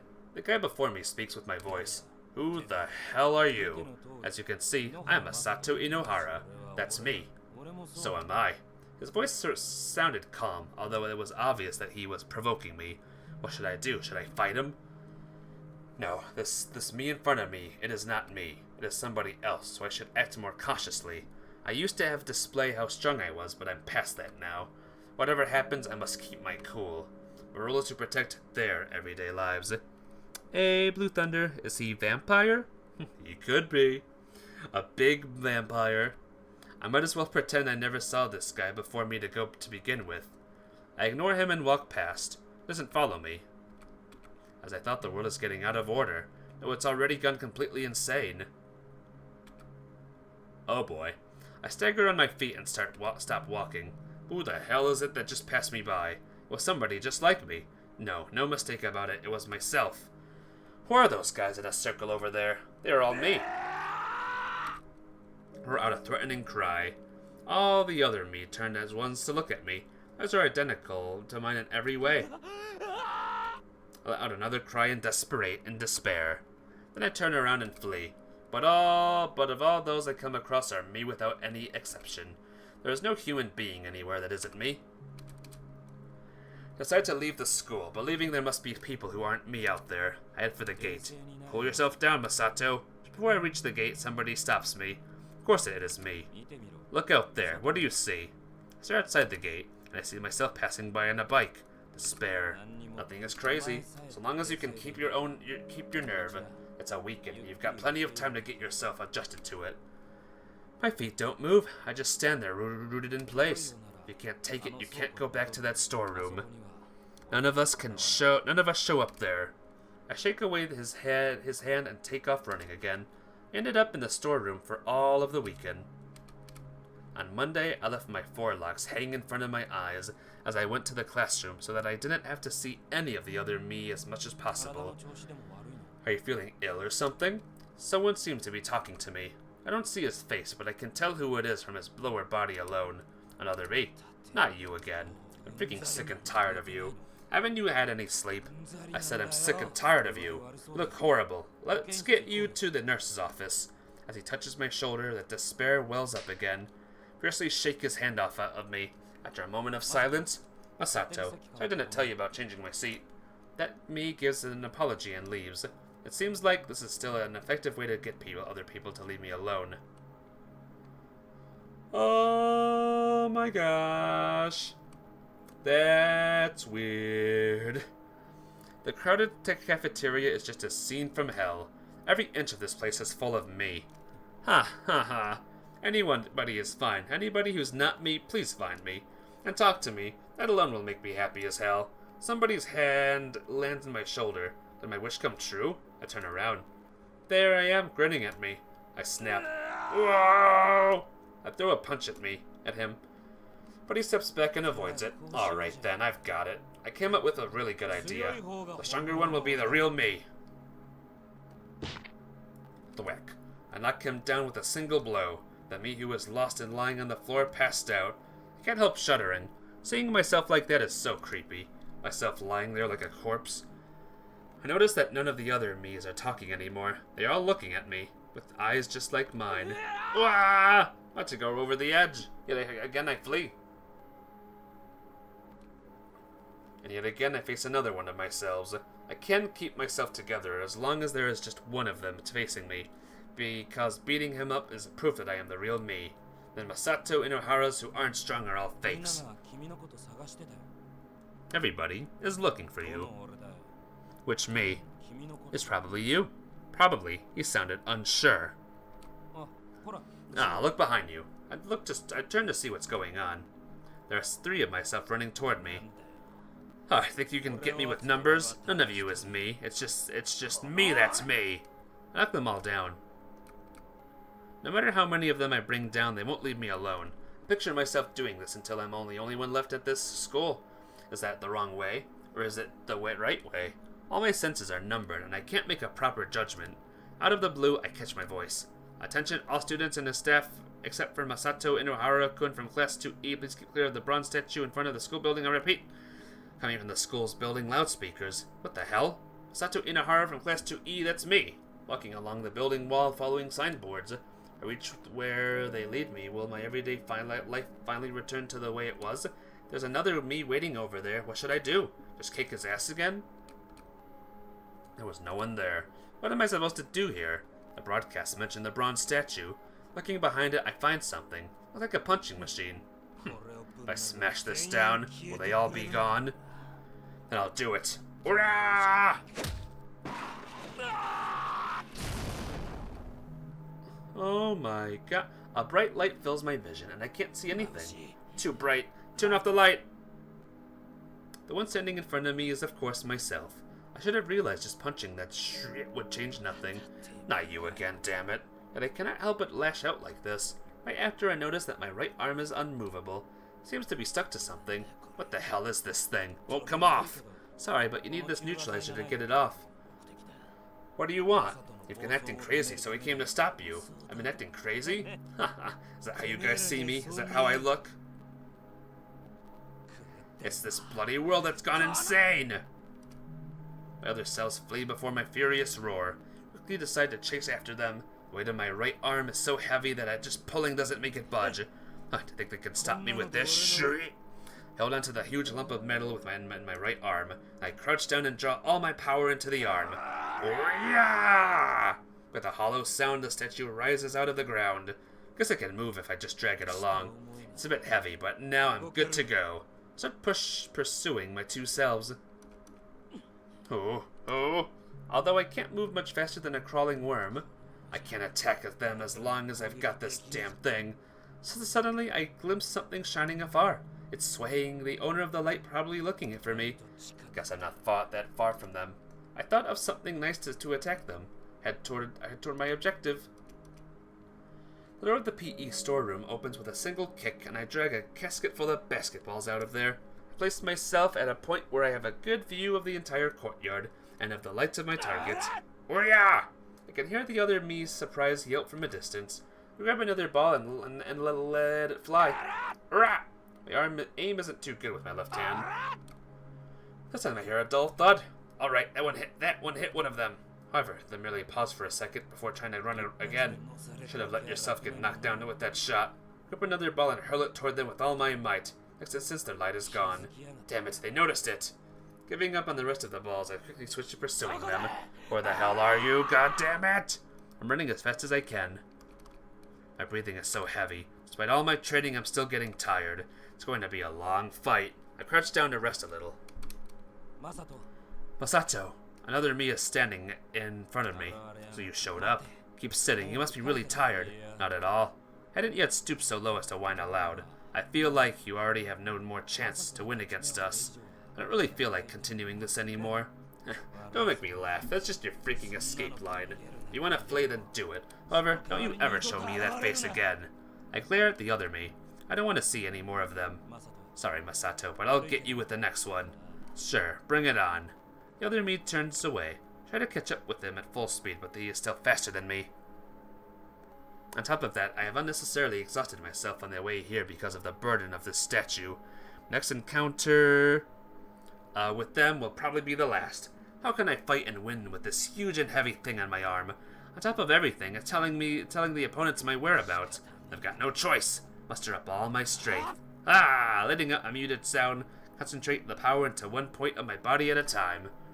From the arms to the back, then from the back to the legs and feet. The statue gradually loses its weight, and I hoist it on my shoulder. Grit my teeth to endure the backlash. No problem. Okay, no more drag marks. Begin walking with the statue on my shoulder. The shadow of the school building invites me. As expected, I find both the other me's flustered over yonder. Without making a sound, I drew closer to them from their blind spot. Through a body, a blow heavy with the added weight of the bronze statue. Damn, I missed. The entire weight makes me slower than usual. But it doesn't really matter. If I can hit them just once, they will definitely be defeated. Something they threw made me pause for just a second. Meanwhile, I managed to slip away again. Wake the hell up! Shit, I lost track of them. Looking around, I am next to the north building. Where the hell did they go? Masato, where are you? I hear one of them calling me from afar. How dare he taunt me like that while running away? I'm right here. God damn it, I'll be right over. Damn it, running around so sneakily. If it's me, he should just fight fair and square. What an utterly disappointing me. It's obvious I'm way stronger than him. Over here. Stop right there. The statue stops me from moving as I please. I'm already too tired to pursue the running enemies. Eventually, I'm forced to sit down on the ground. Something is hailing me from a distance. I am the strongest. I have to stand up. I haven't had enough time to get rid of my heavy breathing. I trudge toward the owner of the voice, pulling the statue with all my remaining power. I see one of the other me's saying something in the distance. Shut up. Shut your mouth already. Masato. Shut the hell up. Wrath drags me to my feet. The statue suddenly feeling so light that I don't even have to drag my feet anymore.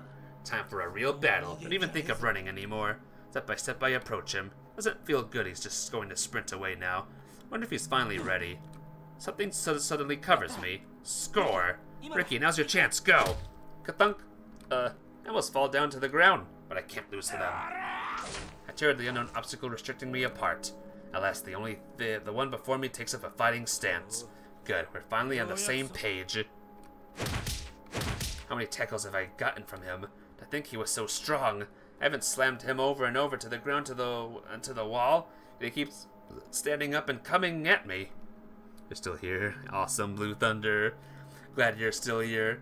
Unlike the others before, this guy sure has guts. He is much more similar to me than any of the other me's I have encountered. If he didn't look the way he did, we could probably have made good friends. What a shame. In the end, he's just a fake. To keep myself as myself, I definitely have to beat him. Thud. Out of the blue, a light impact struck my shoulder. It was too late to hurt me one bit.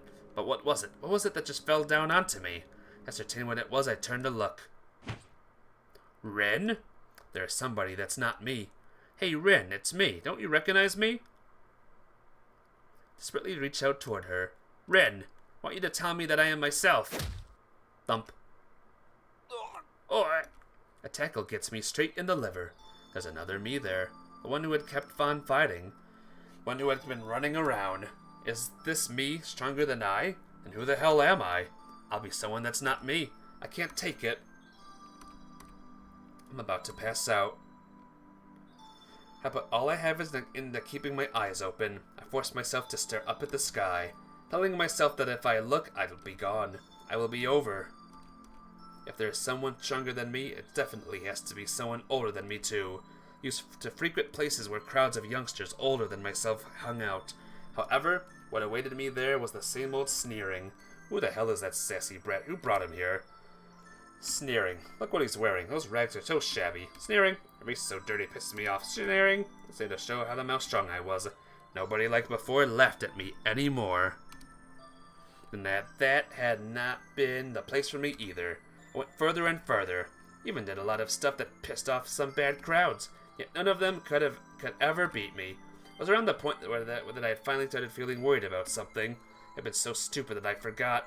What was it that I had become strong for? What was it that I had longed for? What was it that I had sought ever since that day? For years I had never stopped to think about it, but now I had made myself too strong. Whatever it was, it seemed to be too late to get it. It's Inohara. Run! Isolation. Had to stay away from that boy. Isolation. Won't somebody stop him? Isolation. Are you Inohara? And then he appeared in front of me. Therefore he stood on the fence, the sunlight on his back, just like a savior. On the other hand, I, who had just finished a brawl, was covered in mud, my clothes in tatters, looked just like a beggar. Are you a new challenger? I am. Think again. Somebody stringy like you can't stand up to me. Can't you say that again after this? The boy threw his hand in the air. Dong. Something exploded. I felt a sharp blast behind me.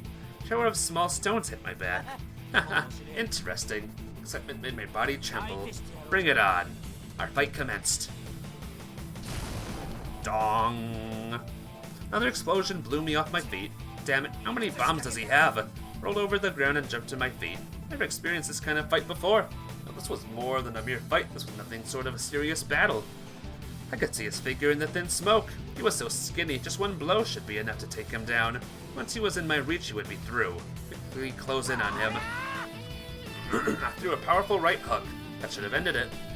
Although he had been leaning in the center of gravity neither left or right, I used my fist effortlessly. In other words, he was quicker than I had thought, and I should be able to hit him if I shortened my swing. All I had to do was throw a quick straight at his chin, and I would be ended. Turned again to face this figure. Kicking off the ground, I shot my fastest straight. Gogon! My fist connected with something. It's hard. What the hell is this? A gust of wind blew the smoke away. What my hand was in became visible. It was inside a mailbox. Hand was stuck in them and in its mouth. Was it even possible to get your hand inside? I tried to pull it out, but the mouth was too narrow for my hand to pass through. That's a waste of time. You can't get it out. I topped the box, laughing victoriously. Did a small job on the mouth so that your hand can get in but not out. Well, when they come to collect the mail here next, I wonder, and what will they do when they see you? I held onto the bottom of the mailbox with my free hand. I saw my strength into the lower back, the earth underneath that the box gave away. Strongest! I pulled the box free of the ground. The boy fell down. What a lovely sight. Holy crap! I think with this holy crap, guys, I'm gonna pause the stream here. And I'm not sure I'll be streaming tomorrow morning. We'll have to see. I have a stupid dentist appointment tomorrow. But the next day, I will definitely be live. So yeah, thanks for watching, everyone. I hope you had a good time. More of this game tomorrow, and Digimon stories tonight. Look forward to it. Bye-bye!